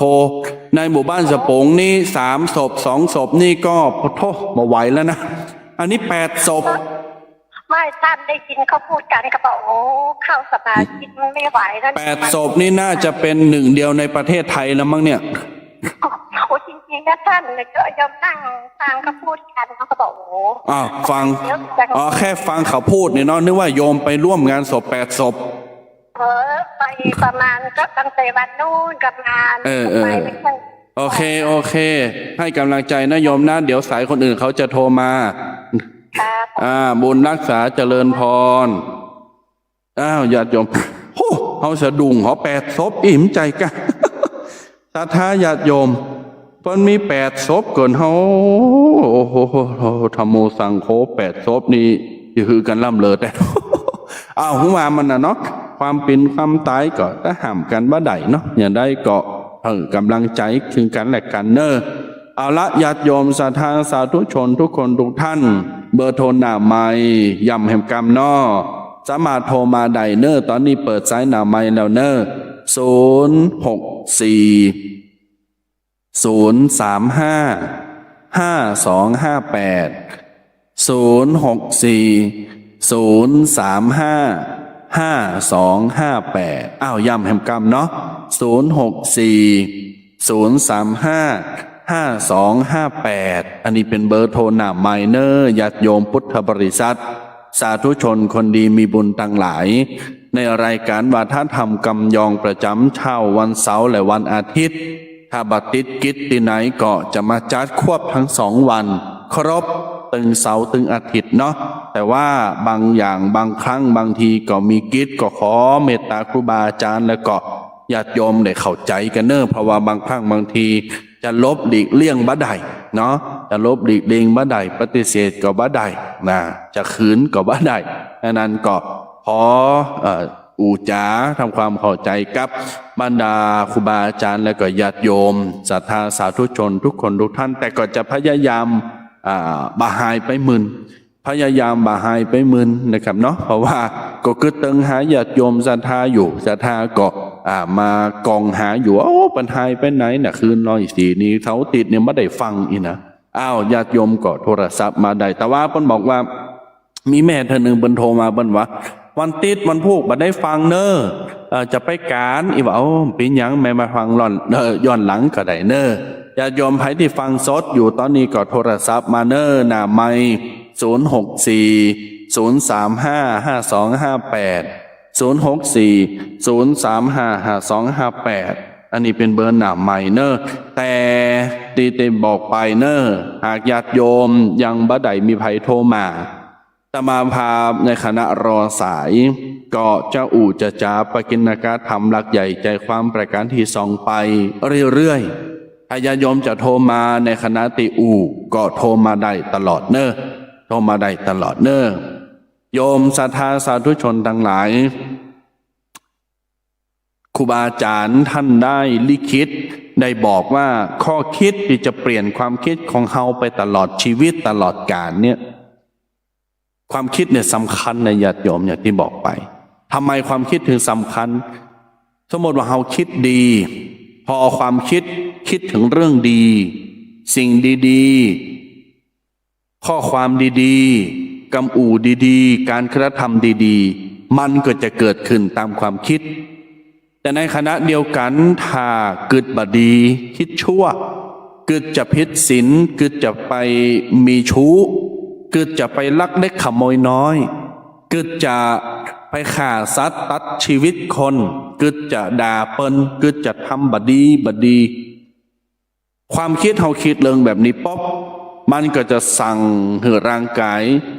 ให้กำอู่กำจาให้สภาพจิตใจลงมือทำแบบนั้นแสดงสิ่งนั้นออกมาอย่างโจรขโมยหรือว่าฆาตกรเนี่ย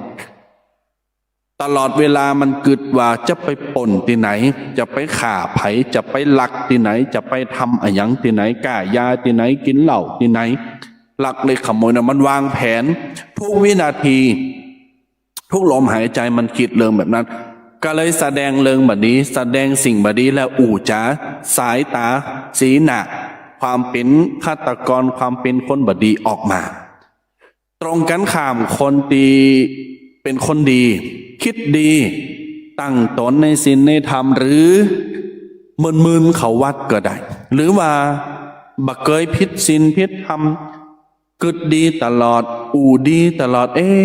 จะอู่อย่างกับคนนี้เนี่ยจะเอากำลังใจอย่างใดวันนี้จะจอยเป็นห่างดางานเขาดำงานศพงานสากงานกินแขกแต่งงานบั่นใหม่งานหันงานนี่ไก่วันเด็กมาแล้วจะเอาของขวัญยังจะเอาหื่นละอ่อนจะไปนั่นไปนี่กึดดีทำดีจอยดีอู่ดีทุกสิ่งทุกอย่างก็จะแสดงออกมาโดยสีหน้าท่าทางที่ดีๆตัวนั้นคือดีคำเดียวเนี่ยจะทำให้เฮาเจริญงอกงามไพบูลย์ในชีวิตญาติโยมปัญหาบอกว่าข้อคิดเนี่ยจะเปลี่ยนความคิดของคุณของเฮาไปตลอดกาลประการที่หนึ่งคนบอกว่าทุกสิ่งบนโลกมีเกิดมีดับทุกสิ่งบนโลกมีเกิดมีดับมันก็แต้นะโยมสมมติว่าบ้านเหนือปีคนนั้นต้องตั้งครรภ์ผูกจะไปเกิดแล้วมีเกิดตกมาวันฮือยายคนนั้นอายุ70 ไป 80ตายเช็ดกล่องดองให้แล้วนะมีเกิดมีดับไฟเวลาเขาเปิดมันแจ้งมันสว่างเวลาบัดต้องการใจเขาไปปิดมันก็คือการดับปีใหม่ที่ผ่านมา1 มกราคม31 ธันวาคม66แล้วก็1 มกราคมที่ผ่านมา จิบัดทบกันปล่อยวาวกันกินเล่ง5 4 3 2 1แฮปปี้นิวเยียร์กินหมูกระทะกันตบมือใส่กันห้องเพลงปัจจุบันวันนี้เนี่ยดักแซบดักปิ่งยิงบ่อยเนี่ยมันมีเกิดมันมีดับญาติโยมทุกสิ่งทุกประการในชีวิตของเขาในโลกของเขาเนี่ยมีเกิดมีดับเต้นนะอย่างที่กรรมเป็นวานนั่นเกิดขึ้นพอมันเกิดขึ้นได้ก็ตั้งอยู่คือดำรงอยู่ในชั่วขณะไม่ถาวรไม่ตลอดไปและก็ดับไปสิ้นไปสูญไปเป็นสัจธรรมความจริงของชีวิตอย่างรายการเนี้ยญาติโยม8 โมงถึง 10 โมงทำไมถึงจะต้องจบ10 โมงล่ะก็มันมีดับไงเกิดขึ้นรายการนี้เกิดขึ้นในวันเสาร์วันอาทิตย์ตั้งอยู่ในเวลา8 ถึง 10 โมงดับไปพอ10 โมงปุ๊บจบรายการทันทีฟังรายการอื่นเหมือนกันชีวิตเฮาก็เหมือนกันไปทำงานเกิดงานนั้นงานนี้ขึ้นมาตั้งอยู่คณะที่เฮาได้งานมาก็กระทำบำเพ็ญคือเป็นไปทำงานประกอบอาชีพไปด้วยความซื่อสัตย์ใสสุจริตดับไปเลิกงาน4 5 โมงบางทีก็เปลี่ยนงานงานนั้นมันแบบเหมาะงานนั้นมันแบบดีมันเข่าทาไปเป็นหันเป็นนี่สมัครโรงงานหันโรงงานนี่คือดับไปทุกสิ่งทุกประการเกิดขึ้นตั้งอยู่ดับไปประการที่2หยุดโวยวายเรียกร้องหาอนาคตหยุดโวยวายเรียกร้องหาอนาคตหมายความว่าบ่ต้องไปโหยหาอ้อนวอนร้องหาอนาคตเพราะมันยังมาบ่ถึงเติบอนาคตคือยังมาไม่ถึงตอนเนี้ย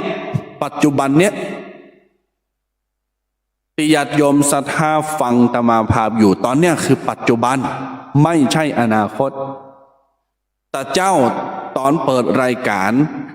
มันเป็นอดีตไปแล้วนะตอนเปิดเพลงอ่ะญาติโยมเนี่ยคืออดีตไปละปัจจุบันคือตอนเนี้ยที่ฟังเนี้ยคำเนี้ย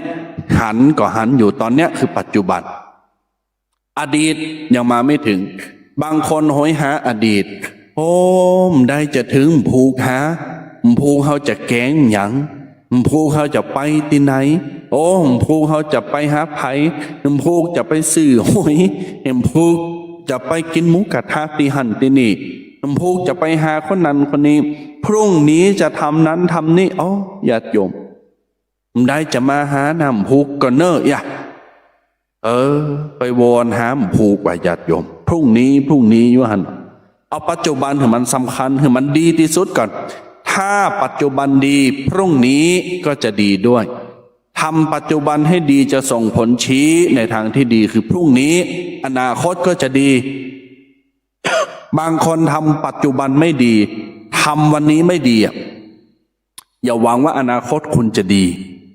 อย่าหวังว่าอนาคตคุณจะสดใสรุ่งเรืองรุ่งโรจน์จะเจริญงอกงามมีทางดังนั้นต้องทำปัจจุบันให้ดีก่อนปัจจุบันเป็นจะได้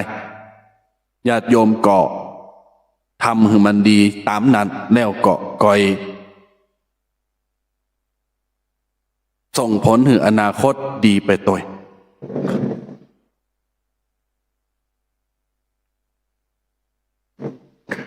ดังนั้นศรัทธานี่คือข้อที่2หยุดโวยวายร้องหาอนาคตต่อไปข้อที่3อย่าใช้เวลาทั้งชีวิตหาเงินอย่างเดียวอย่าใช้เวลาทั้งชีวิตในการหาเงินเพียงอย่างเดียวญาติโยมศรัทธาต่างหลายชีวิตของคนเฮามันมีค่ามากกว่าเงินตราที่เฮาได้มาด้วยซ้ำนั้นอย่าใช้ชีวิตอย่าใช้เวลาที่มีทั้งหมดในชีวิตเพื่อหาเงินอย่างเดียวโอ้ทุกลมหายใจ เข้าออกจะเป็นเงินอย่างเดียวกึดทุกสิ่งทุกอย่างทุกบาททุกก้าวอย่างใดจะได้เงินมาอย่างใดจะได้ เม็ดเงินมาจะได้กำไรญาติโยมศรัทธาต่างหลายดังนั้นต้องตรองเพราะว่าชีวิตของคนเฮาเนี่ย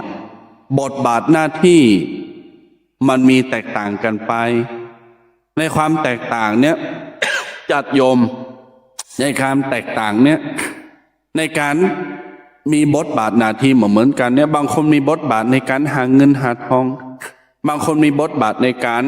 ซัพพอร์ตดูแลพ่อแม่ลูกเต้าเหล่าล้านเหลนแต่ทีนี้เอามาพอคนแรกเนี่ยที่บอกว่ามีหน้าที่ในการหาเงินหาทองแต่คุณไม่ได้มาดูแลโต๊ะเก่าบ่ได้มาดูแลปอดูแลแม่ดูแลลูกเต่าเหล่าล้านเหลนคนที่รักเลยเอาเวลาไปหาเงินอย่างเดียวนะเอาเวลาไปหาเงินอย่างเดียวมกบุญการหาเงินอย่างเดียวชีวิตก็มีประโยชน์ญาติโยมชีวิตก็มีความสุขนะจะเคร่งจะเครียดอยู่ตลอดเวลาคิดว่าโอ้จะทำจะได้เงินมาทุกวินาทีของชีวิตบ่มีความสุขกดดันตัวเก่าเป็นผีบาตายนะญาติโยมสิ้นเลือดในสมองแตกตายเฮาหันคนรวยคนเศรษฐีตายลายแล้วจะเอี้ยเกิดกับผลประโยชน์เกิดกับเงินกับทองจะเอาอย่างไรจะมีอย่างไรมีความสุขในชีวิตเลยญาติโยมนี่คือข้อที่3อย่าใช้เวลาทั้งชีวิตเพื่อหาเงินต่อไปข้อที่4ง่ายๆเลยข้อที่4ง่ายๆคิดดีพูดดีทำดีคิดดีพูดดีทำดีอย่างที่อาตมาพาบอกไปแต่แกเนาะคิดดีพูดดีทำดีถ้าเฮาคิดดีอู่ดีทำดีอนาคตดีแน่นอนชีวิตดีแน่นอนมามีไผตีคิดดีทำดีอู่ดีแล้วก็จะได้ผลเลวผลชั่วบ่ได้บ่ใจญาติโยมศรัทธาสาธุชนต่างหลายคิดดีพูดดีทำดีอนาคตชีวิตดีแน่นอนอันนี้เฮาจะอธิบายยาวละญาติโยมคำว่าคิดดีพูดดีทำดีเพราะหลายท่านหลายคนก็คงจะหู้ความหมายกันละง่ายๆไม่ต้องแปลเนาะคิดดีพูดดีทำดีต่อไปข้อที่5บางครั้งสิ่งที่เฮาหันอาจจำใจอย่างที่เฮาคิดก็ได้สิ่งที่เฮาหันมันบ่ใจอย่างที่เฮาคิดก็มีมากมายหลายประการถมเทไปเฮาหันเพียงแค่เปลือกนอกเหมือนอย่างเฮาหันคนน่ะ first impression เฮาหันคนแรกวินาทีแรกที่เฮาหันเนี่ยบางคนตัดสินไปละโอ้มันดำอ่ะมันบัดดีเฮ้ยคนนั้นมันซักลายเนี่ยติ้มโตติ้มแขนติ้มขาน่ะขี้เหล้าขี้ยาเฮ้ยโอ้มันดีแกมันขาคุณแกดังนั้นญาติโยมศรัทธาต่างหลายสิ่งที่เฮาหันอาจจำใจสิ่งที่เฮาคิดบางครั้งบางทีหันอะไรอย่างป๊อบเนี่ยตัดสินเลยกับบ่ได้อย่าไปตัดสินทันทีทันใดจะต้องคลุกคลีกันจะต้องสอบถามจะต้องพอหาจะต้องดูให้มันแก่นแท้กันหันคนนั้นคนนี้เตียวกายมามันได้โอ้กายเป็นจะอั้นกายเป็นจะอี้คนนั้นคนนี้เป็นจะอั้นบัดนี้ไปเล่าเป็นแหมตัดสินเป็นไปแหมทั้งทีบางครั้งบางทีเป็นอาจจำใจอย่างที่เขาว่าก็ได้ดังนั้นอย่าตัดสินอะไรในสิ่งที่เราเห็นทันทีต่อไปข้อที่6อย่าตกเป็นทาสความคิดของคนอื่นจะไปเอาความคิดของคนอื่นมาใส่ใจลำไปนักโหเห็มได้ญาติโยมนักสมองเปล่าๆจะไปเอาความคิดของคนอื่นมาใส่สมองเฮาเปิ้นคิดอย่างใดก็แล้วแต่เปิ้นจะเป็นคุณอย่างใดก็แล้วแต่เปิ้นจะคิดกะเฮาจะได้ก็แล้วแต่เปิ้นอันนั้นเป็นหน้าที่เขาเปิ้นละเป็นเรื่องของเขาแต่เราคิดว่าเฮาคิดกับโต๊ะเก่าอย่างใดเนี่ยสำคัญที่สุด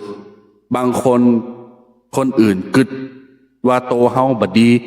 โอ้มาจมปลักดักดานว่าโอ้โตเฮาบ่ดีแต่เฮ้ยจะอันอีเป็นห้องเป็นไห้เป็นหุยอ่ะชีวิตก็มีความสุขอย่าโยมไปแคร์ความคิดคนอื่นมากล้ำไป เอาเขานี่ต้องอู่ไทยประแลดเมืองละมากล้ำไปวะ ญาติโยมคนเฮานี่ก็แปลกบางครั้งบางทีไปแคร์ความคิดของคนอื่นโอ้คนนั้นจะคิดกับเฮาจะได้ฮะคนนั้นจะพอเฮาจะได้ฮะคนนี้จะทำก็ได้จะได้ฮะไปแคร์คนอื่นอย่าโยมตัวเราก็คือตัวเราเปิ้นจะคิดจะได้มันก็เป็นเรื่องของเปิ้น จะตัดสินเฮาจะได้มันก็เป็นเรื่องของเพิ่นเฮามีสิทธิ์จะไปบงการความคิดของคนอื่นดังนั้นอย่าตกเป็นทาสความคิดคนอื่นข้อที่7คนที่มีวิสัยทัศน์เพียงแค่จบการศึกษาไม่มากไม่สูงจะไปดูถูกเปิ้นจะไปดูถูกเปิ้นญาติโยมบางคนจบป .4 ป .5 ป .6 บ่ได้จบปริญญาด็อกเตอร์อย่างคนอื่นแต่เป็นเจ้าของกิจการแต่เป็นปอเป็นแม่คนสามารถส่งเสริมลูกเต่าเหล่าหลานคือเป็นใหญ่เป็นโตได้สูงได้มีความหูความสามารถมีเงินตรามหาศาลมีเงินมีคำกำแก้วได้มากมายมหาศาลนั่นอย่าไปดูถูกเปิ้นณปัจจุบันนี้หากไผเป็นคนตีชอบดูถูกคนเนี่ยสังคมจะรังเกียจญาติโยมพ่อแม่ศรัทธาฟังไว้เนอะไผตีชอบดูถูกคนสังคมจะรังเกียจเพราะคนที่มีนิสัยแบบนี้มีความคิดแบบนี้ไม่น่าคบไม่น่าพบด้วยญาติโยมดังนั้นอย่าไปดูถูกมันอย่างที่อาตมาพาเคยบอกแต่ว่าก็บอกแต่เจ้านี่ก็บอกไปว่าบดีดูถูกคนบดีดูถูกกันแต่พลันหันกลับมาส่งเสริมซึ่งกันและกันอวยพรปันปอนถึงกันและกันปันปอนนี่มันจะว่าเฉพาะตูเจ้านะญาติโยมกับปันปอนถึงกันได้นั่นคือการให้กำลังใจให้พรให้สิ่งที่ดีต่อไปญาติโยมข้อที่8คำว่าสติสามารถทำให้เรื่องใหญ่กลายเป็นเรื่องเล็กๆได้สติสามารถทำให้เรื่องใหญ่กลายเป็นเรื่องเล็กๆได้ถ้าเรามีสติควบคุมนะถ้าเรามีสติควบคุมมีสติกำกับสติคือความระลึกได้สัมปชัญญะก็คือความรู้ตัวสองโตเนี่ยสองอย่างเนี่ยเอามาควบคู่กันหู้โตอยู่ตลอดบัดเดียวเนี่ยตมาพาตุเคก็หู้โตว่ากำลังอู่อยู่ออกวิทยุอยู่ไล่สดอยู่ญาติโยมเหรอท่านผู้ฟังท่านผู้ชมหู้โตก็วามยังอยู่ต้องหู้โตนะฟังอยู่ชมอยู่พออยู่ทำอะหยังอยู่ล่างห้องน้ำอยู่ไปงานศพอยู่กินข้าวอยู่กับไผจะไปที่ไหนจะเกิดจะอู่หยังจะทำหยังมีสติอยู่สม่ำเสมอและเราจะปลอดภัยในที่ทุกสถานในการทุกเมื่อต่อไปข้อที่9ญาติโยมเพิ่นบอกว่าความสุขแม้จะอยู่กับเราได้ไม่นานแต่ความทรงจำที่ดีจะอยู่กับเราตลอดไป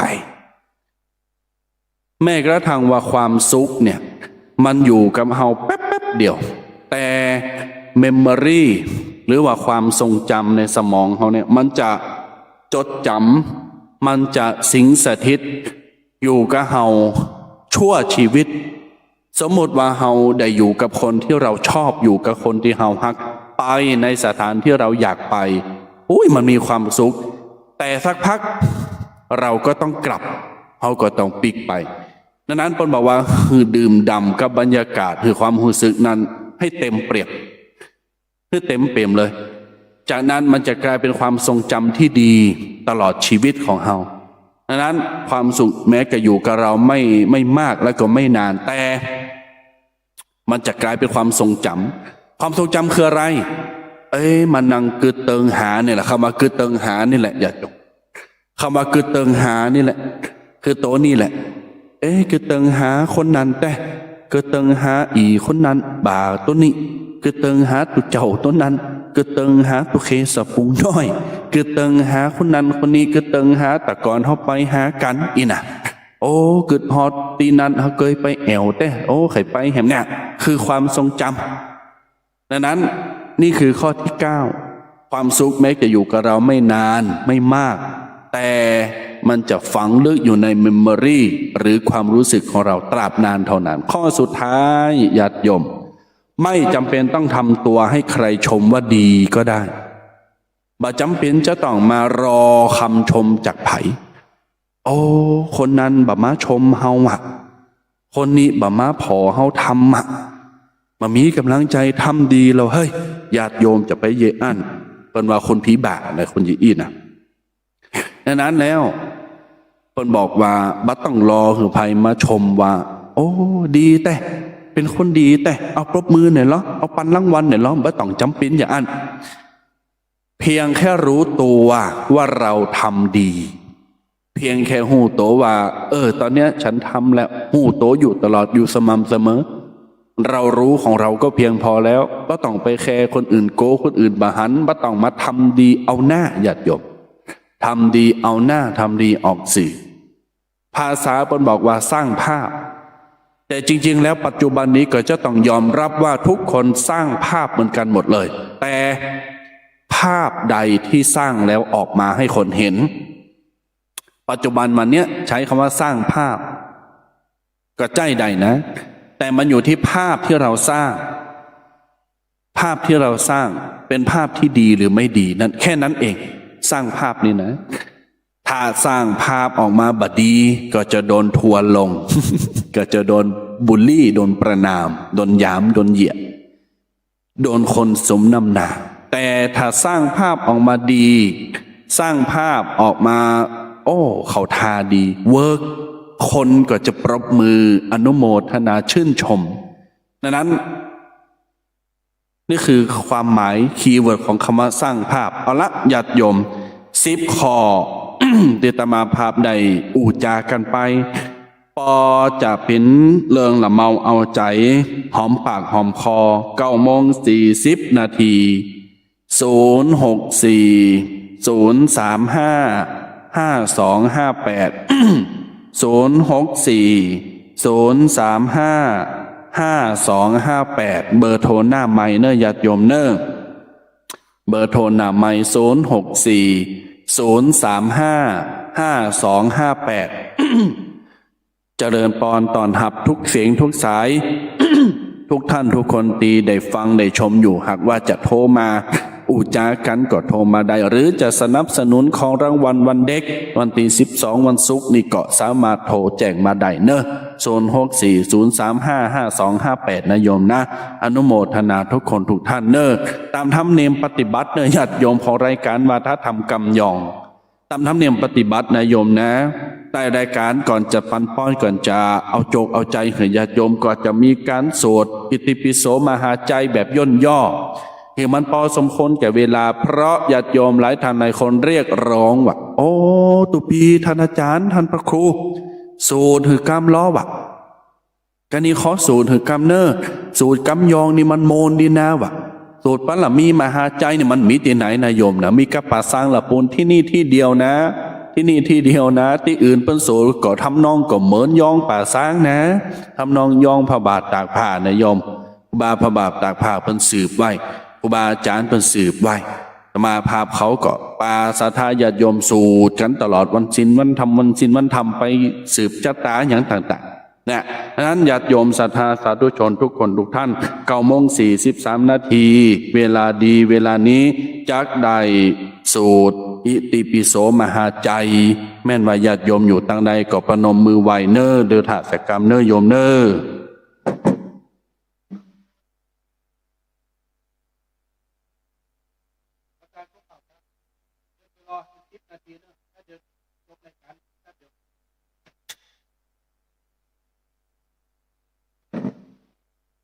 อาละญาติโยมศรัทธาสาธุชนทั้งหลายที่ลุกออกไปนี่พอดีโยมเป็นมาถาทำบุญตานโกเขาเนาะเอาละญาติโยมประนมมือเนอจะได้สูตรบารมีมหาใจเอามหาใจมงคลเอาโชคเอาลาภเอาคุณงามความดีเอาบารมีเอาสิ่งต่างหลายเข้าคือกับญาติโยมศรัทธาสาธุชนเนอญาติโยมจะได้มีโชคมีชัยจะได้มีมหาใจเนอปนมมือพร้อมกันญาติโยมเนอนะโมตัสสะภะคะวะโตอะระหะโตสัมมาสัมพุทธัสสะนะโมตัสสะภะคะวะโตอะระหะโตสัมมาสัมพุทธัสสะนะโมตัสสะภะคะวะโตอะระหะโตสัมมาสัมพุทธัสสะ อิติปิโสภะคะวะตานะปารามิสัมปันโนตานะอุปปารมิสัมปันโนตานะปารมัตถปา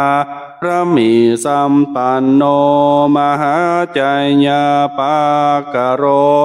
วาราเมนาโทวาตโสธรรมกาลยานาทิวิปัสสนาคาโตโสภะคะวะอิติปิอิติปิโสภะคะวะศีลปารมีสัมปันโนศีลาอุปปารมีสัมปันโนศีลาปารมัตถปารมีสัมปันโนมหาจัยญาปากโรวาราเมนาโทวาตโสธรรมกาลยานาทิ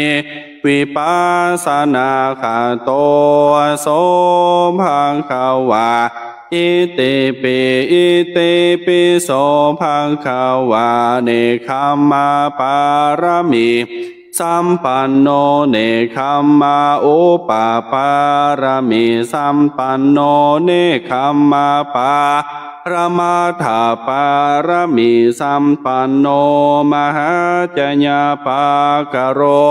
วาราเมนาโทวาตโสธรรมกาลยานาทิวิปัสสนาคาโตโส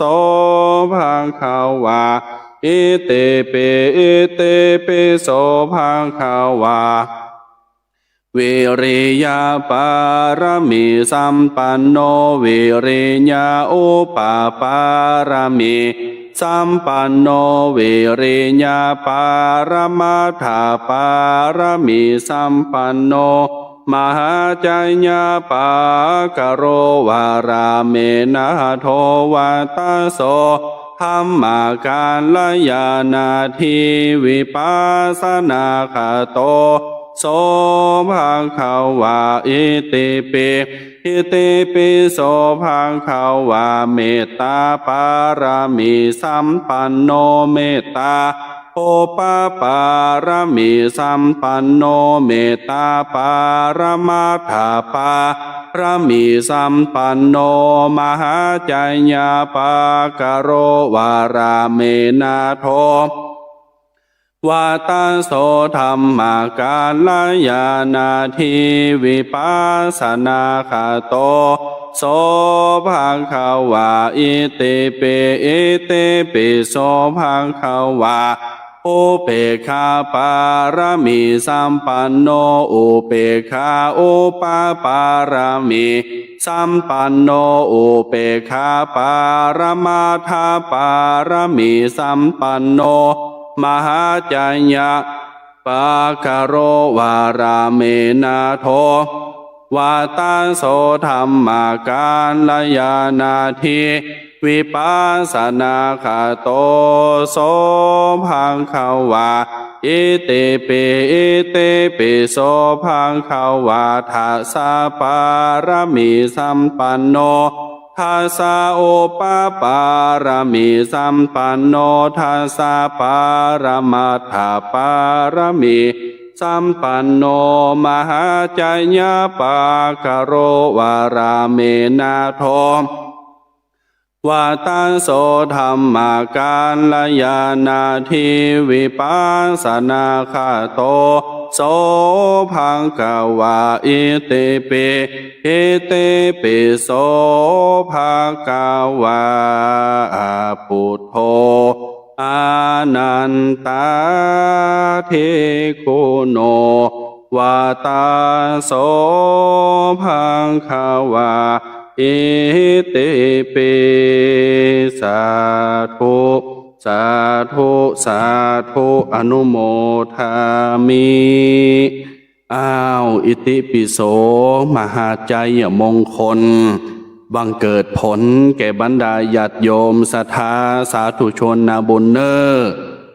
ท่านผู้ฟังตั้งหลายบัดนี้เคลื่อนค้ายเข้ามาสู่ในช่วงท้ายรายการจักได้อันตรธานจักได้จบลงเนอจักได้ลาญาติโยมพ่อแม่ศรัทธาท่านสาธุชนพุทธศาสนิกเมธีผู้เป็นคนดีตั้งหลายณโอกาสบัดนี้ญาติโยมไหวเนอหับปอนเนอไหวเนอไหวเนอญาติโยมเนอขอบุญบินบารมีตั้งหลายที่ญาติโยมศรัทธาสาธุชนได้กินได้ทานได้เมตตาภาวนาได้ฟังอย่างพระธรรมเทศนาหรือญาติโยมได้ไปรวมกิจกรรมงานพระพุทธศาสนาอย่างใดก็ตามขอเป็นปฏิพรสะท้อนย้อนปกปักรักษาญาติโยมสาธุชนอยู่เย็นเป็นสุขทุกทิพาราตรีการใจโยใจยะวระดิถีขอปันปอนดีหือกันโตนาพ่อแม่ปิตาอาวอาหน้าป่าฝูงหมู่สัทธาญาติมิตรคือได้สุขสารเหมือนกันทั่วทิศบ่ว่าเผ่าผู้ยิงใจฟังทำกันแล้วจืนใจสุขกายอยู่ดีสบายหายโรคโศกเศร้านำธรรมคำสอนพระพุทธเจ้าหือยึดถือเอาอย่าละหือมีคนนับถือฤทธิเตจาเจริญก้าวหน้ายาวนานหือพ้นจากทุกข์คือมีความสุขทุกสถานอายุยืนนานเหมือนกันโทนาอายุยืนนานเหมือนกันโทนาอยู่ดีมีสุขพัฒนาเงินขอเงินไหลมากองพัฒนาทองขอทองหลั่งไหลมาหาอยู่กำจูศาสนาไปใจนั้นจุงจักมีจัตตารโรธรรมาวัฏันติอายุวันโนสุขังปะลังด้วยวัฒนธรรมผู้คนกล่าวขานขนานนามว่าเป็นเมืองงามหาริพุนชัยจวบจนวันนี้คือเมืองลำพูนทั่วถิ่นแคว้นแสนอบอุ่นสมเป็นเมืองบุญดังนามขานไทยอุดมสมบูรณ์ด้วยพืชพันธุ์ธัญญาหารทั่วไปเทิดทูนครูบาเจ้าศรีวิชัยอยู่เหนือจิตใจเราไปทั่วกัน